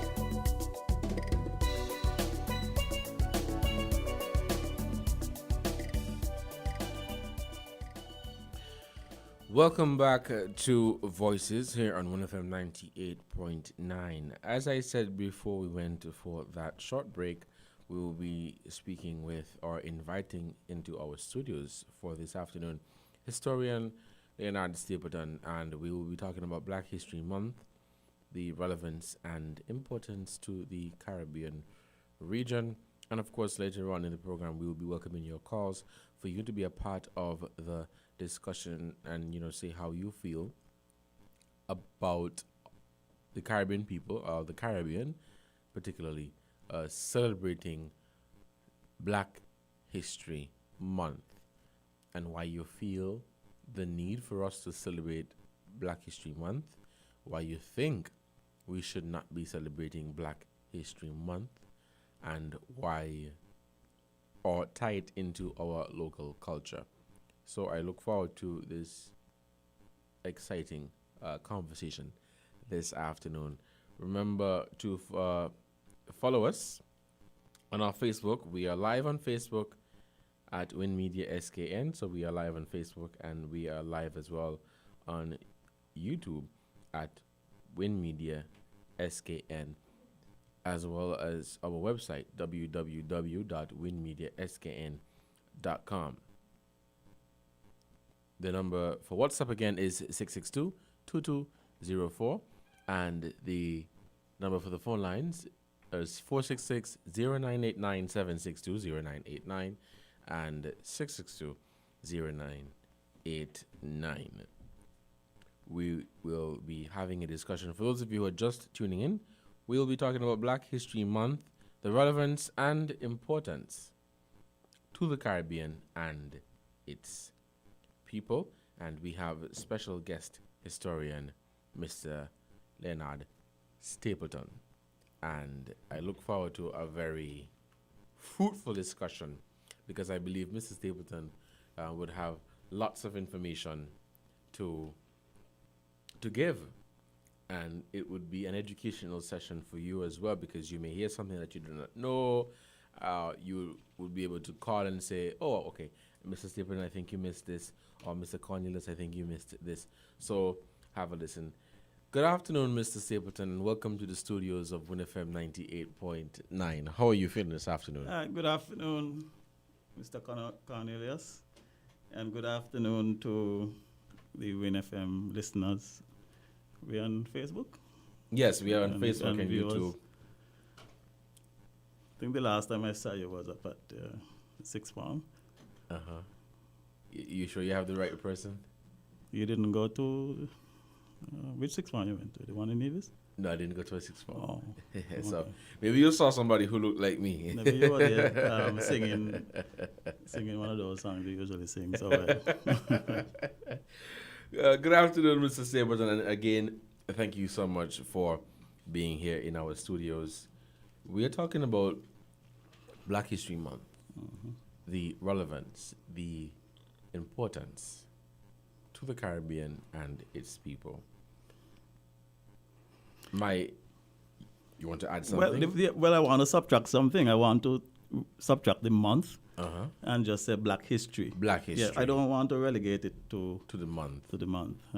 Otherwise, we'll just have it like one of those Hallmark postcards, like Easter, and Valentine's Day, and so forth. This is something that's supposed to be enduring, and we should never lose sight of our history. It's good that we choose a month to come out with it more, but we should continue with that. We should use it as a recharging month then, right.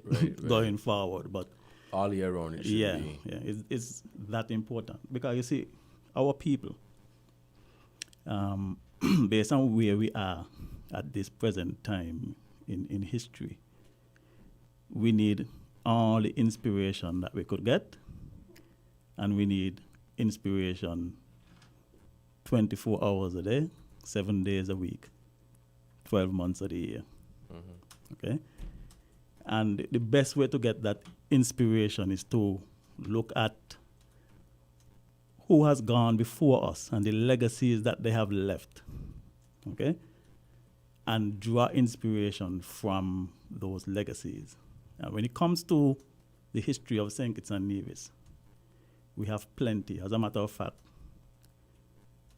there are some legacies born out of St Kitts and Nevis that has changed the course of world history as we know it. That's how important it is.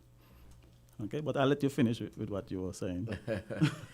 Thank you so much, Mr. Stapleton.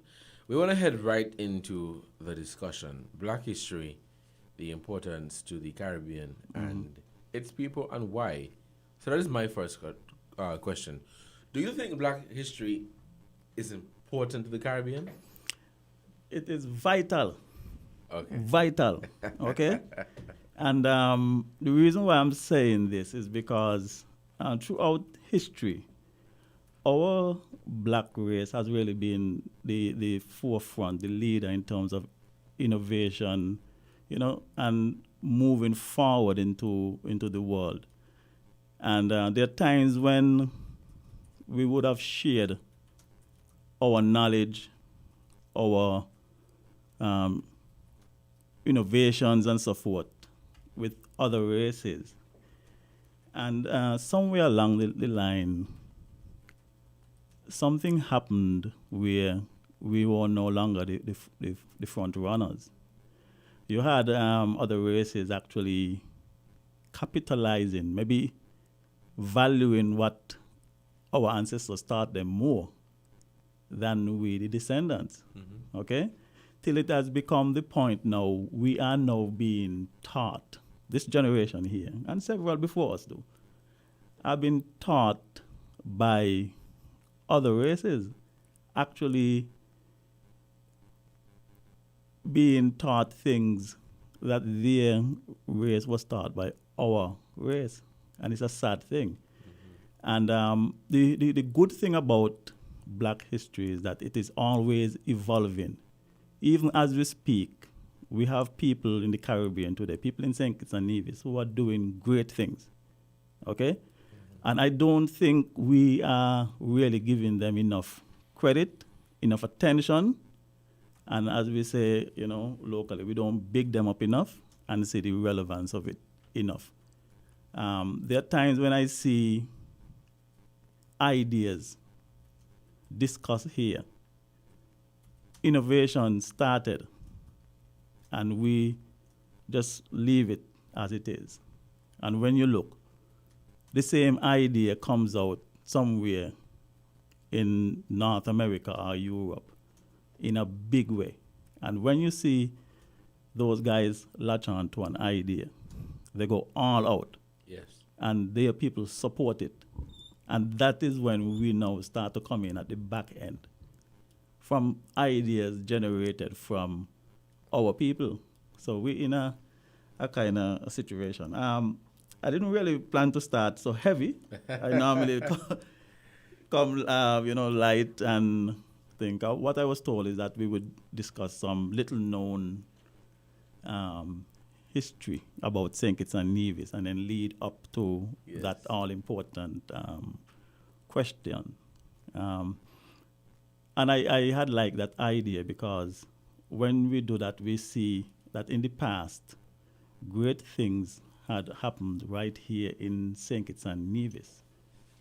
And it's time for us to start to do great things again. Because believe it or not, the people, the generation before us who were accomplishing so much, they did it with so little.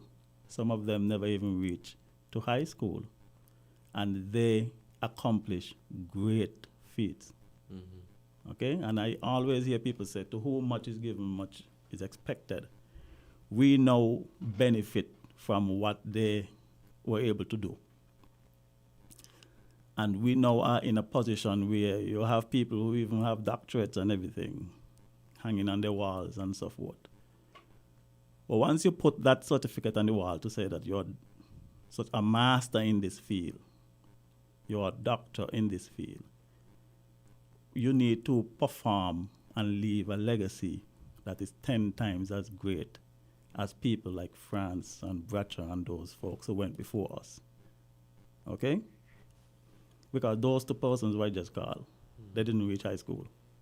But a lot of the things we're enjoying now is because of what they did. Right. So when we look at that, and that is why black history is important. Yes. Okay?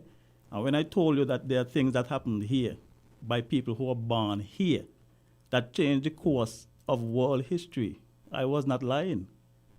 For sure, the work that France and Bradshaw did changed the course of Caribbean history. And there are lesser known names. One of the things I would have loved to touch on is the Buckley's Uprising. Okay? People like to speak about the Buckley's Uprising just for that anniversary date, the 28th of January. Yeah. And then it's finished. But what those guys accomplished and the circumstances under which they did it set a fire ablaze throughout the rest of the West Indies, where other black people throughout the Caribbean were able to draw inspiration from what our Kittitians did here in St. Kitts with that Buckley's Uprising, and give them the courage to conduct uprising in their places. Okay, ours took place in 1935. Yes. You have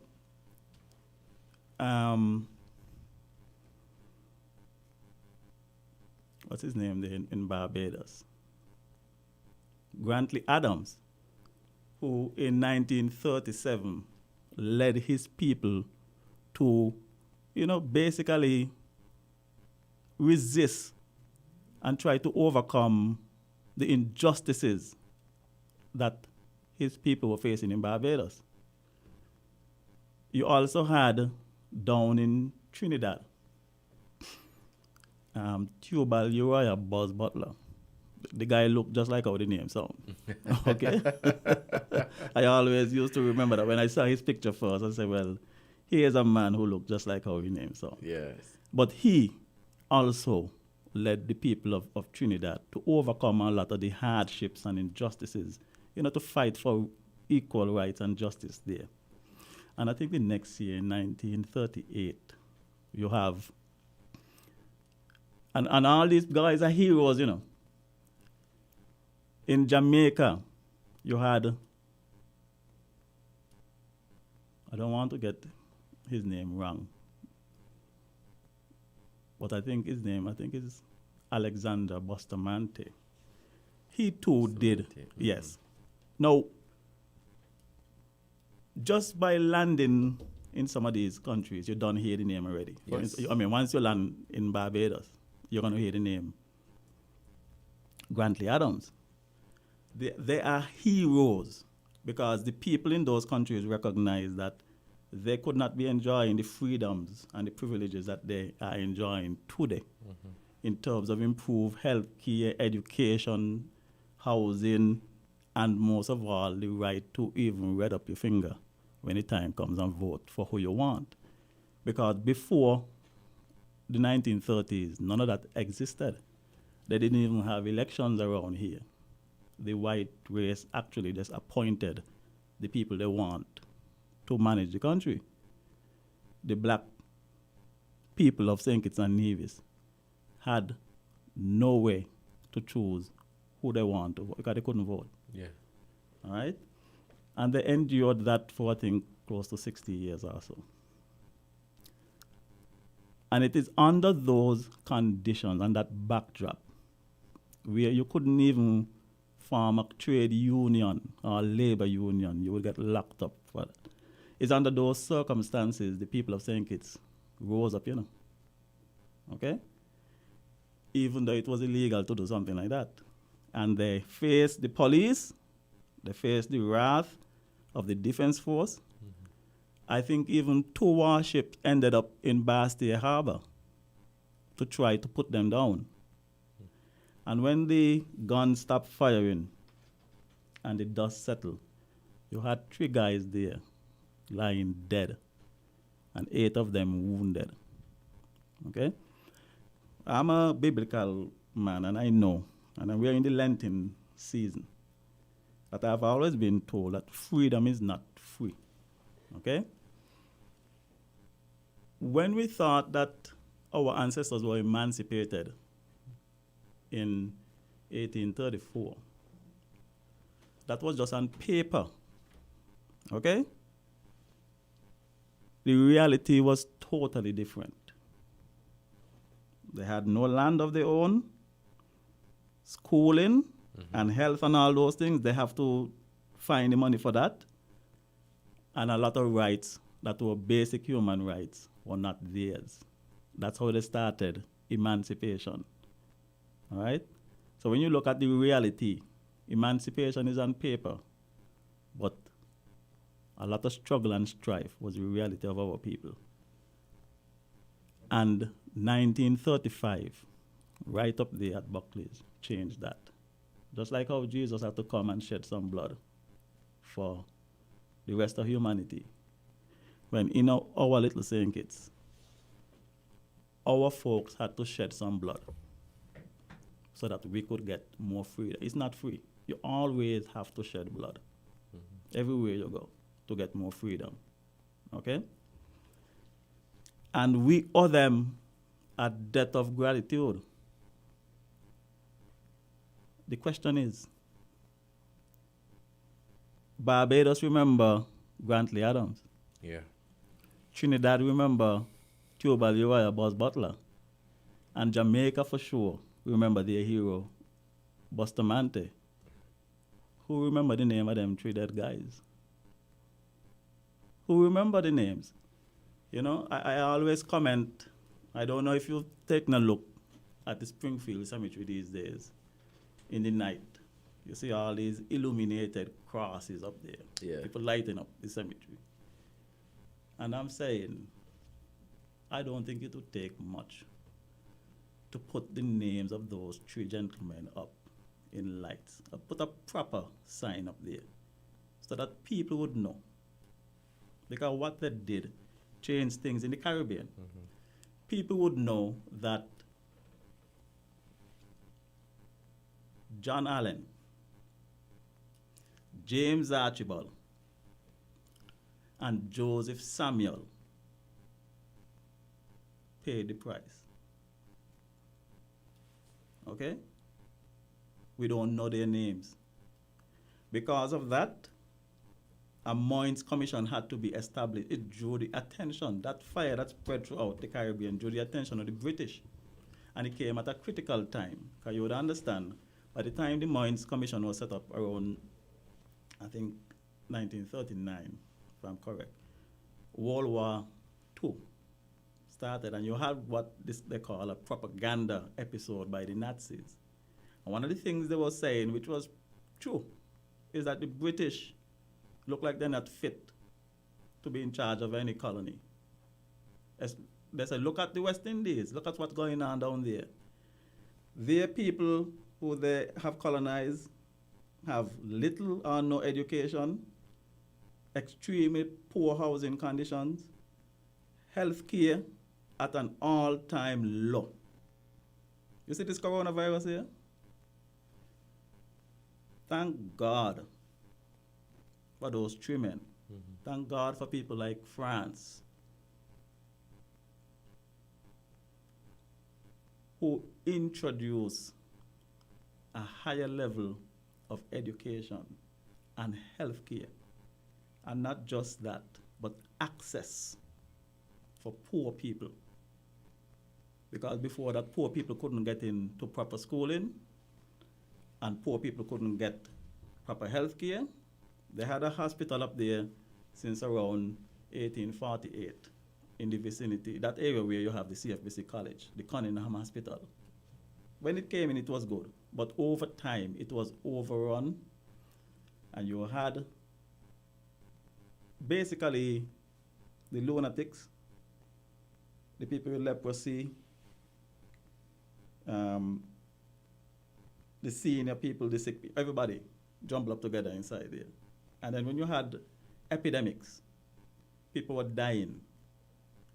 And one of the things that happened is that Springfield Cemetery, right next door to the hospital, they used to just pass people over the wall. As a matter of fact, it used to be a slang. Right. You miss somebody, where's Tom? Boy, you never hear. Tom gone over the wall. Yeah. Because Tom dead. Okay? Gone over the wall to Springfield Cemetery. That was the situation. And you have to appreciate that, because a lot of people alive today have not seen that kind of hardship. They have not seen St. Kitts and Nevis and the Caribbean like that. And I'm telling you, St. Kitts was pretty poorly off in terms of the black people. And St. Kitts and Nevis were better off than the majority of people in the other countries. So what I'm describing there to you, which is bad, it was even worse in the other countries, and far more persons in the Caribbean affected like that. So that aspect of our history, and I always like to commend the Nyabingi Rastafarian Association. Those guys try to keep the flame burning, but I'm trying to tell you, we are not good at seeing the significance of certain things. I'm sure if that event had took place on Barbados, in Jamaica, Trinidad, or any other places there, every day you would have seen something. Every day. And when you reach to those countries, you must see big and broad. This is the island. These are the people that have the rest of the Caribbean living the higher standard of living right now. And these are the men that died for it. It's there for all of us to see. You don't have to go to a museum or go to a center. As soon as you land. As soon as you land. It'll be in your face, especially Barbados. People like to call them Boston, but it's more like they're proud of their heritage. And then you put it out there so people could draw inspiration and to remind themselves that we were not always with this kind of privilege. Yeah. And, you know, sometimes when you people think too easy, they abuse it.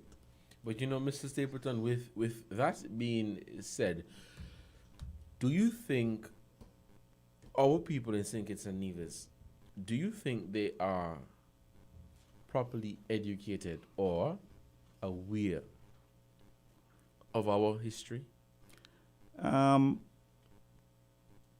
Maybe 10 years ago, I would have said that they're not to the extent that we would like, but a lot of people have done a lot to educate the people. Okay? It's a matter of choice of what they want to listen to, and those people who hear, if they want to act on it. Mm-hmm. Because there are people like Sir Probin Innes, God bless his soul and so forth, who have done a lot to educate the people. He has written books that other people from different places have used and drawn inspiration from, and they're not from here. You have our current Governor General, who have been of excellent service in terms of his work at the National Trust, at Brimstone Hill, and even now there at Government House in terms of pushing this sort of stuff. Okay? You had people like Washington Archibald. You had Bouncing Williams and all those people who wrote prolifically, and they wrote well. Okay? And it's on the backdrop of that even me had written, I wrote things that would educate people. And I must say, I'm seeing an improvement these days. Every time I speak of it, I usually mention Mr. Hodge, the current permanent secretary in education. Because when I was doing this book here, it's called Places of Memory. Mm-hmm. It covers the experiences and contributions of our ancestors. I dealt with that period when our ancestors were enslaved here, just to show and make the point that under those conditions of complete and total and utter slavery, our ancestors were able to achieve great things. Some of the things that they built still standing. Places like Brimstone Hill. We still have some of the remnants of the Ponce Chateau up there. And for sure, when you go to Nevis, the Bath Hotel is still livable. Yes. It's just a couple of years ago, Premier Van Sam removed his office out of there. The highest office in the land was there. And our ancestors built that place in 1778. And they built it nice and well, to precision. When you go to Brimstone Hill and you see the structure up there and that, I mean, just to walk up there with nothing in your hand, you bang out. You're tired. And our ancestors cut them stones out of Brimstone Hill. Yes. Shaped them up and built Brimstone Hill from scratch to what you see there. Built it in such a way that all now, it still look good. And it is impressive. But apart from the impressive nature of Brimstone Hill, what we should take away from that is that our ancestors were not building those things so well because somebody was lashing them. They were trying to send a message to their descendants because they know later on when these British people write their history book, they would find all kind of ways to describe our ancestors. But the testament is there. When you look at Brimstone Hill and the Bath Hotel, I'll go no further than those two. And you know that they were built by our ancestors who never went to school, you know. No. Never went to school. For architecture and all that. Oh, I didn't want to mention architecture and engineering and so forth. But, and they accomplished that. You know what they were doing? They were sending a message across the ages to us that, hey, you are our descendants, our blood flowing through your brains. You are capable of greatness because look what we did for no pay. When they built Brimstone Hill, they were not building it for them to go in there and sleep. No. Neither the Bath Hotel. And they didn't get a red cent. But they did it excellently, nonetheless. And one of the important things that we should draw from the legacies is the values that they had. So you see that word value? Once you recognize the values that our ancestors have, that caused them, enable them to do these things, that is the key. It doesn't matter what station you are in life, what your occupation is, whatever you're doing, once you put your hand to it, go all out. Do it to the best of your ability. Because you're not just doing it for no pay, and you're not just doing it for the person you're doing it for. You must do it in such a way that all when you're done dead, somebody gonna say, you see this thing here called sweeping yard? When John was alive, nobody could have sweep like him. Yes. You see this thing here called law? When Mary was alive, there was no better lawyer. You see this thing called teaching? When Jack was alive. You see this thing called mechanic? All when you're done dead, people should be talking about the excellent work that you did. Because all when you're up there fertilizing the trees up at Springfield, your work inspiring people in the future. And that is what they did. Mr. Stapleton, that is very significant. Mm-hmm. And I would hope and wish for more of our people to know the history and not just wait for someone to come and tell the history, but go out there and to learn more about your country. But as you made reference to those two significant historical landmarks, Brimstone Hill and the Bath Hotel, we do have a number of historical sites here in St Kitts and Nevis. Plenty. How, in your opinion, how does it tie into, you spoke about it, but do you believe that it ties into who we are? Because I believe so, because you made a very interesting point. the ancestors did not just construct the Bath Hotel or the Brimstone Hill because they were forced to or whatever. No.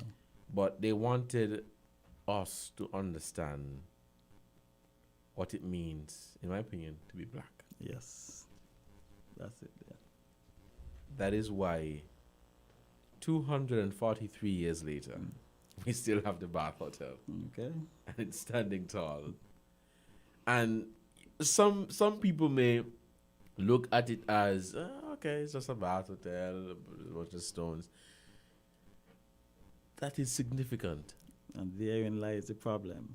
We have these sites that are of so much significance. And as a matter of fact, do you know that since 1999, the Brimstone Hill Fortress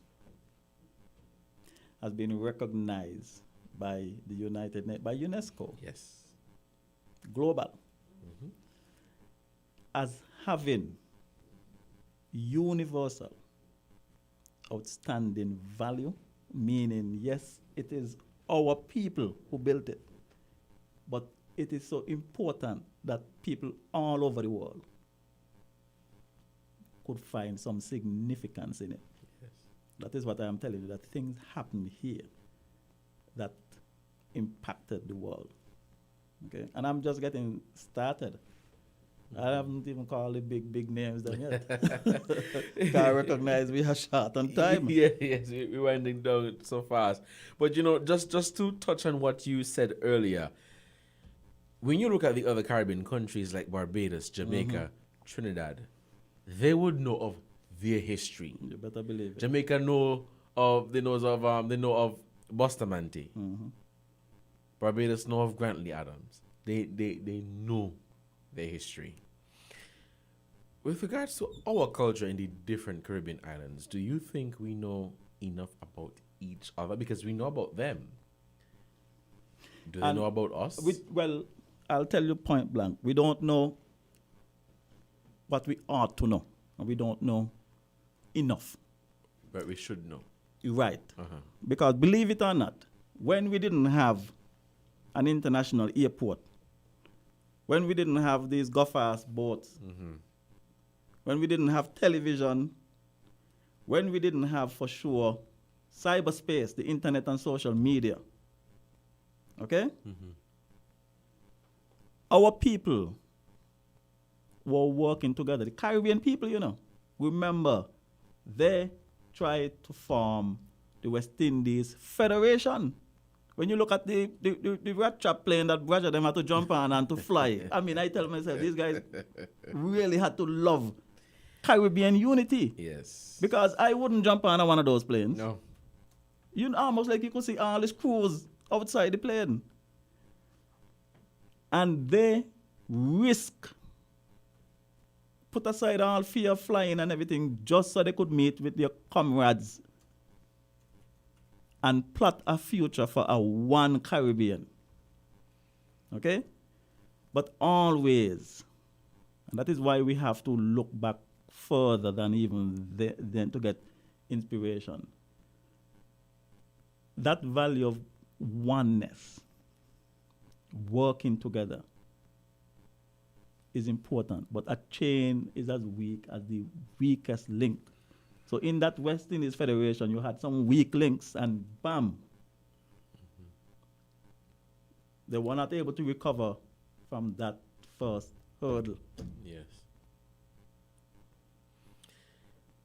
And so it's just to answer your question that yes, if those guys were able to come together as one back then, had one purpose, one goal, till even now, based on their efforts, we have CARICOM, we have UE, CXC, all those different institutions, all now, benefiting us. Okay? We should have picked up the mantle long ago, okay, and do better than what we're doing now. I mean, people, I'm one for people coming here, okay?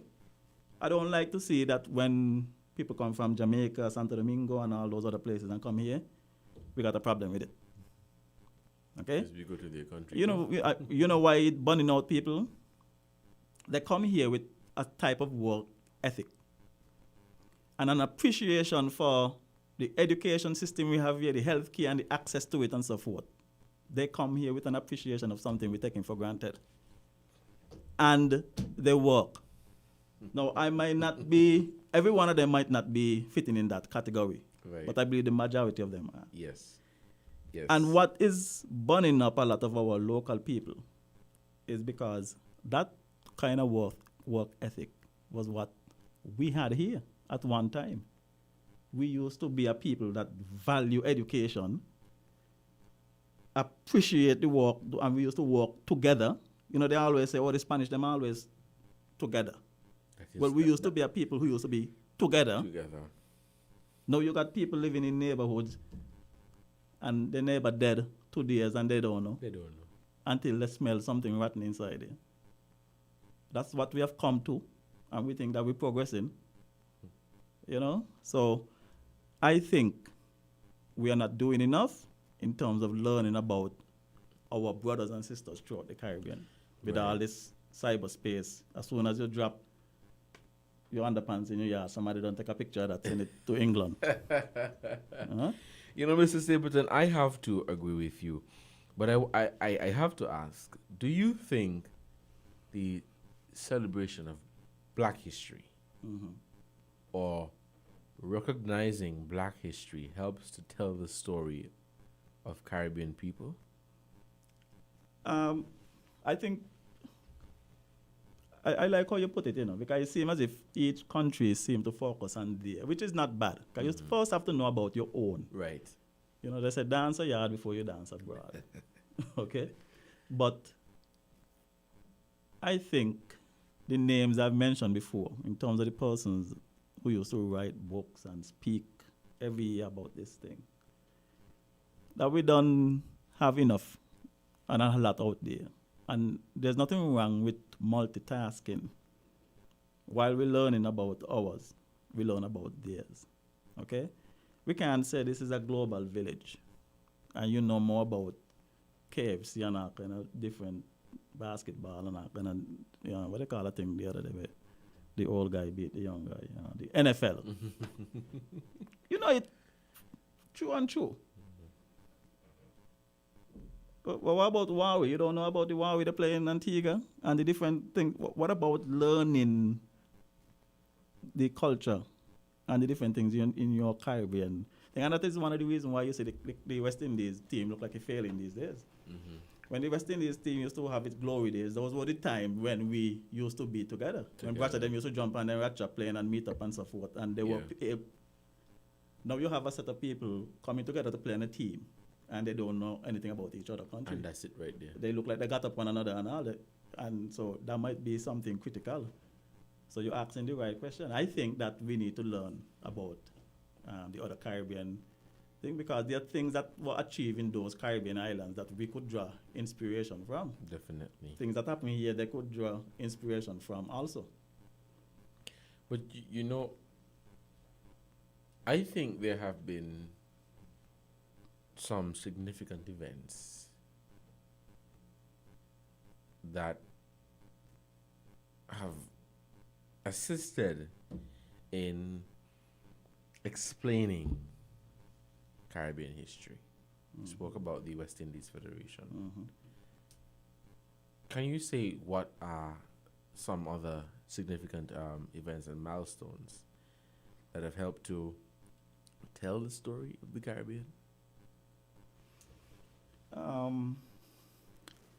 Believe it or not, you see, I mentioned UNESCO. I think one of the biggest efforts right now, apart from the reparations committee, because they're working together, but they're focusing on a very specific aspect. But in doing so, to make their case, the unearthing history that may have been forgotten and people need to know about, okay? That is good. But there's something called a slave route project. And believe it or not, it is UNESCO who's leading that charge. And out of the slave route project, you now have scholars and historians and so forth on these different islands working, I guess, as a unit to bring out the history. Okay? So it was the way I look at life, however it come. Yeah, it was inspired by an outside force, but that is causing some progress in terms of documenting important history of our ancestors on all islands. You know, Mr. Stapleton, now, Black History was officially celebrated in the United States, in the United Kingdom, Canada, and those larger countries. Black History is about paying homage to members of the Black community who have distinguished themselves in various walks of life. Bradshaw did that. Bustamante did that. Adams did that. We have quite a few people here in the Caribbean. Even so, Kennedy. Yeah. And he just wrote a nice book. How many persons have that book on them and their thing, in their bookshelf, reading right now? You know, that is what Black history is about. But one would think that there is a difference between Black history and Caribbean history. Do you think it's related? You're talking about the Caribbean history. Do you think that Black history is a? It's not different. It's not different. No, because we in the Caribbean, we have a different story to tell, but it's still Black history. Black history is not is not a one thing, and is not separated by geography. We are a people. Okay. And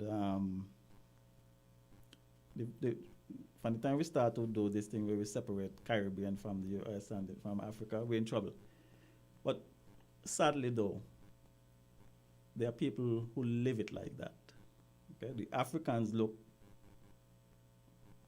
at the Americans, the Black Americans, in a condescending way, and there are cases where Black Americans look at people from the Caribbean in a condescending way also. I'll even go further.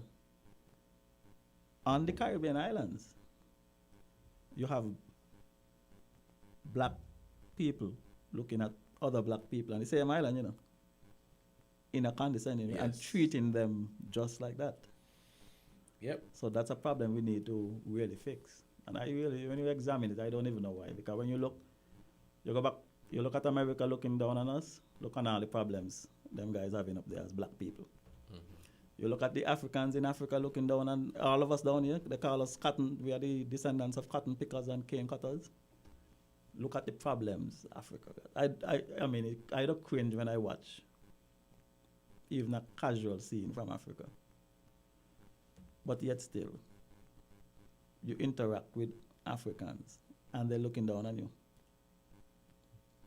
Okay? Yes. For what? And that is a hurdle that we need to overcome as a people, From the time we're not loving one another, and from the time we're not looking at each other as equals and going for a common goal, we have problems.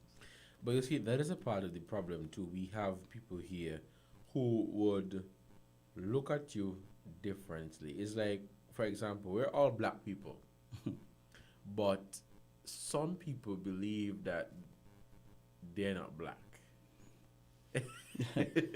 they tell themselves, well, I'm brown skin, so I'm brown. Don't tell me nothing about Black.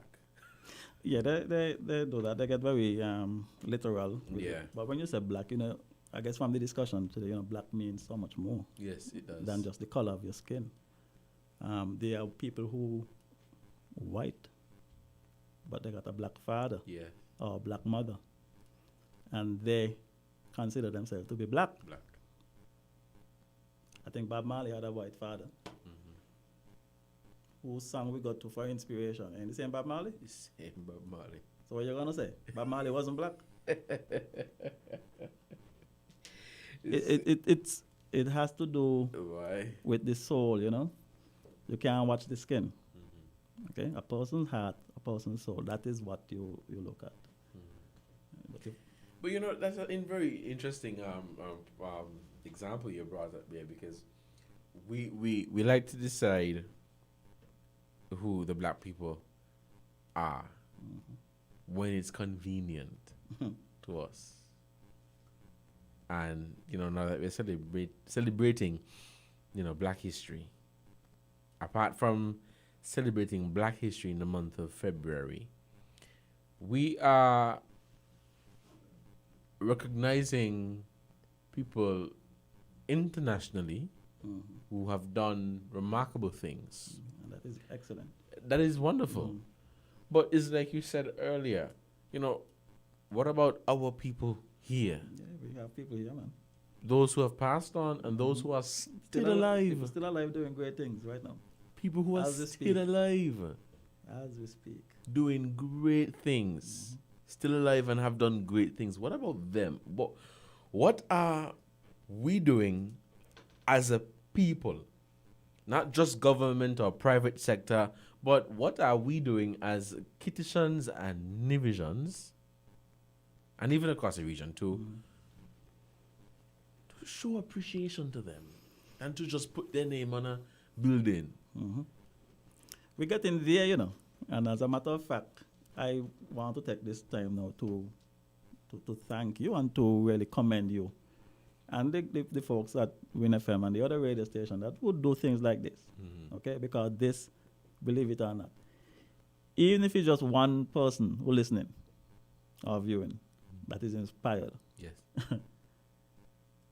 that might be enough, you know. Yes. Because you never know who it is you inspire. Right. And for them too, because there might be somebody out there searching as to what to do with their talents, how to focus their energy, what to do with the time that they have here, okay? Because one thing COVID has taught us is that time is precious. Yes. You can't waste it, okay? And so when you have programs like this that would give people a solid reason to do what they're doing and to do what they're doing well, simply because they are black. And there was a time, and they still know, that black meant excellence, okay? It meant doing things together. It meant loving one another. It meant moving forward into the future, okay?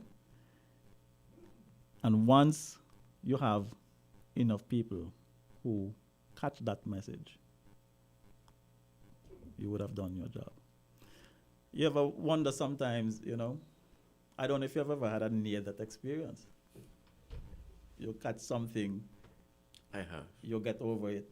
When you look, somebody catch half of it and dead. I always tell myself, you're being spared for a reason. A reason, yes. Whenever you get over those kind of things, you got to do some introspection and ask yourself, have I accomplished something that the maker and the ancestors would be proud of? I'm telling you right now, you know, the way I see some black people and some, you know, people in general living with one another, because the other races got this kind of problem too, you know. Yes. But it just so happened that it's far more pronounced, apparently, in the black race. And even if it's not far more pronounced, it is more detrimental to black people. I think black people really cannot afford to be divided. Okay? They said dog luck and cat luck ain't the same. So maybe the other races could do that, fight among each other, bicker and all kind of things, undermine one another. I don't think we as a race could do that. We end up get too much knockout, and the knockout lasts for generations. Okay? The opposite is true. Look how much good Sim Daniel, Sir Kennedy, Sir France, Lee Moore, and what's his name there? Southwell, who was not even from here, and Bratcher were able to accomplish. And those 3 men that died, look, and those people who, look how much they were able to accomplish when they did something good. together. Okay? I think we are supposed to, it's hard to do, but everything got a price. To work together for the good of humanity. We're not getting anywhere when we undermine one another and live, in a kind of way that keep down the other man. It's not a good thing for our race. And if it's one thing, if it's only one thing you take away, that could be it, Mr. Stapleton, this was a very good discussion. Unfortunately, we are at the 1:30 end time, and so we have to wrap up our program. But there's an interesting thing that I wanted to add. Just earlier today, as you're talking about people like Sim Daniel, Lee Moore, Robert Bradshaw, there's something I wanted to add that I thought was a bit weird for a moment, and I don't know if it's because they all had something in common. I don't know. But Simeon Daniel was the first premier of Nevis. Yeah. He died on May 27th, 2012. Limor was the first premier of St Kitts and Nevis. No, well, I don't know. It would be thing. You gotta go back to Bradshaw then. Sorry. So I'll get to Bradshaw after that. Yeah.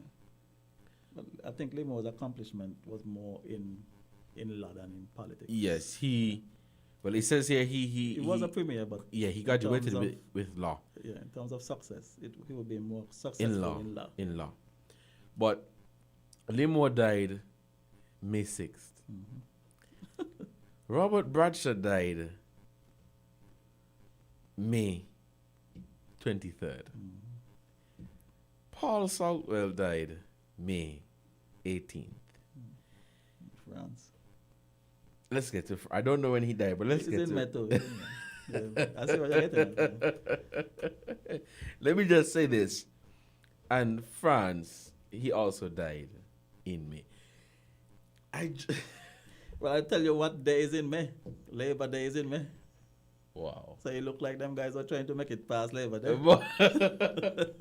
Look, I don't know how many people realize that. Yeah, there are some people who realize it. But I realized for quite a while now, but I brought it to the attention of my coworker. I say, do you realize that all of these men died in May?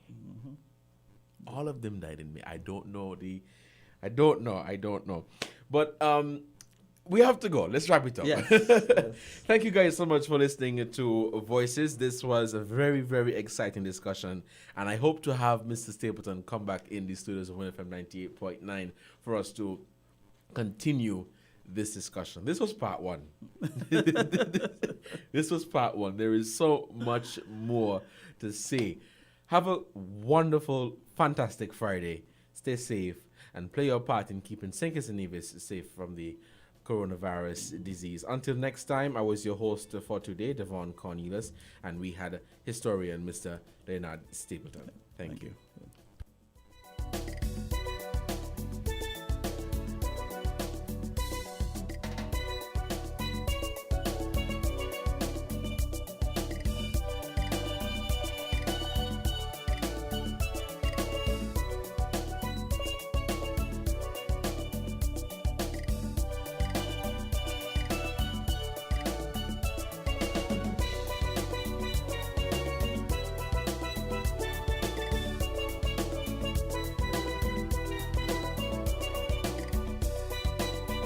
Supermarket shoppers understand that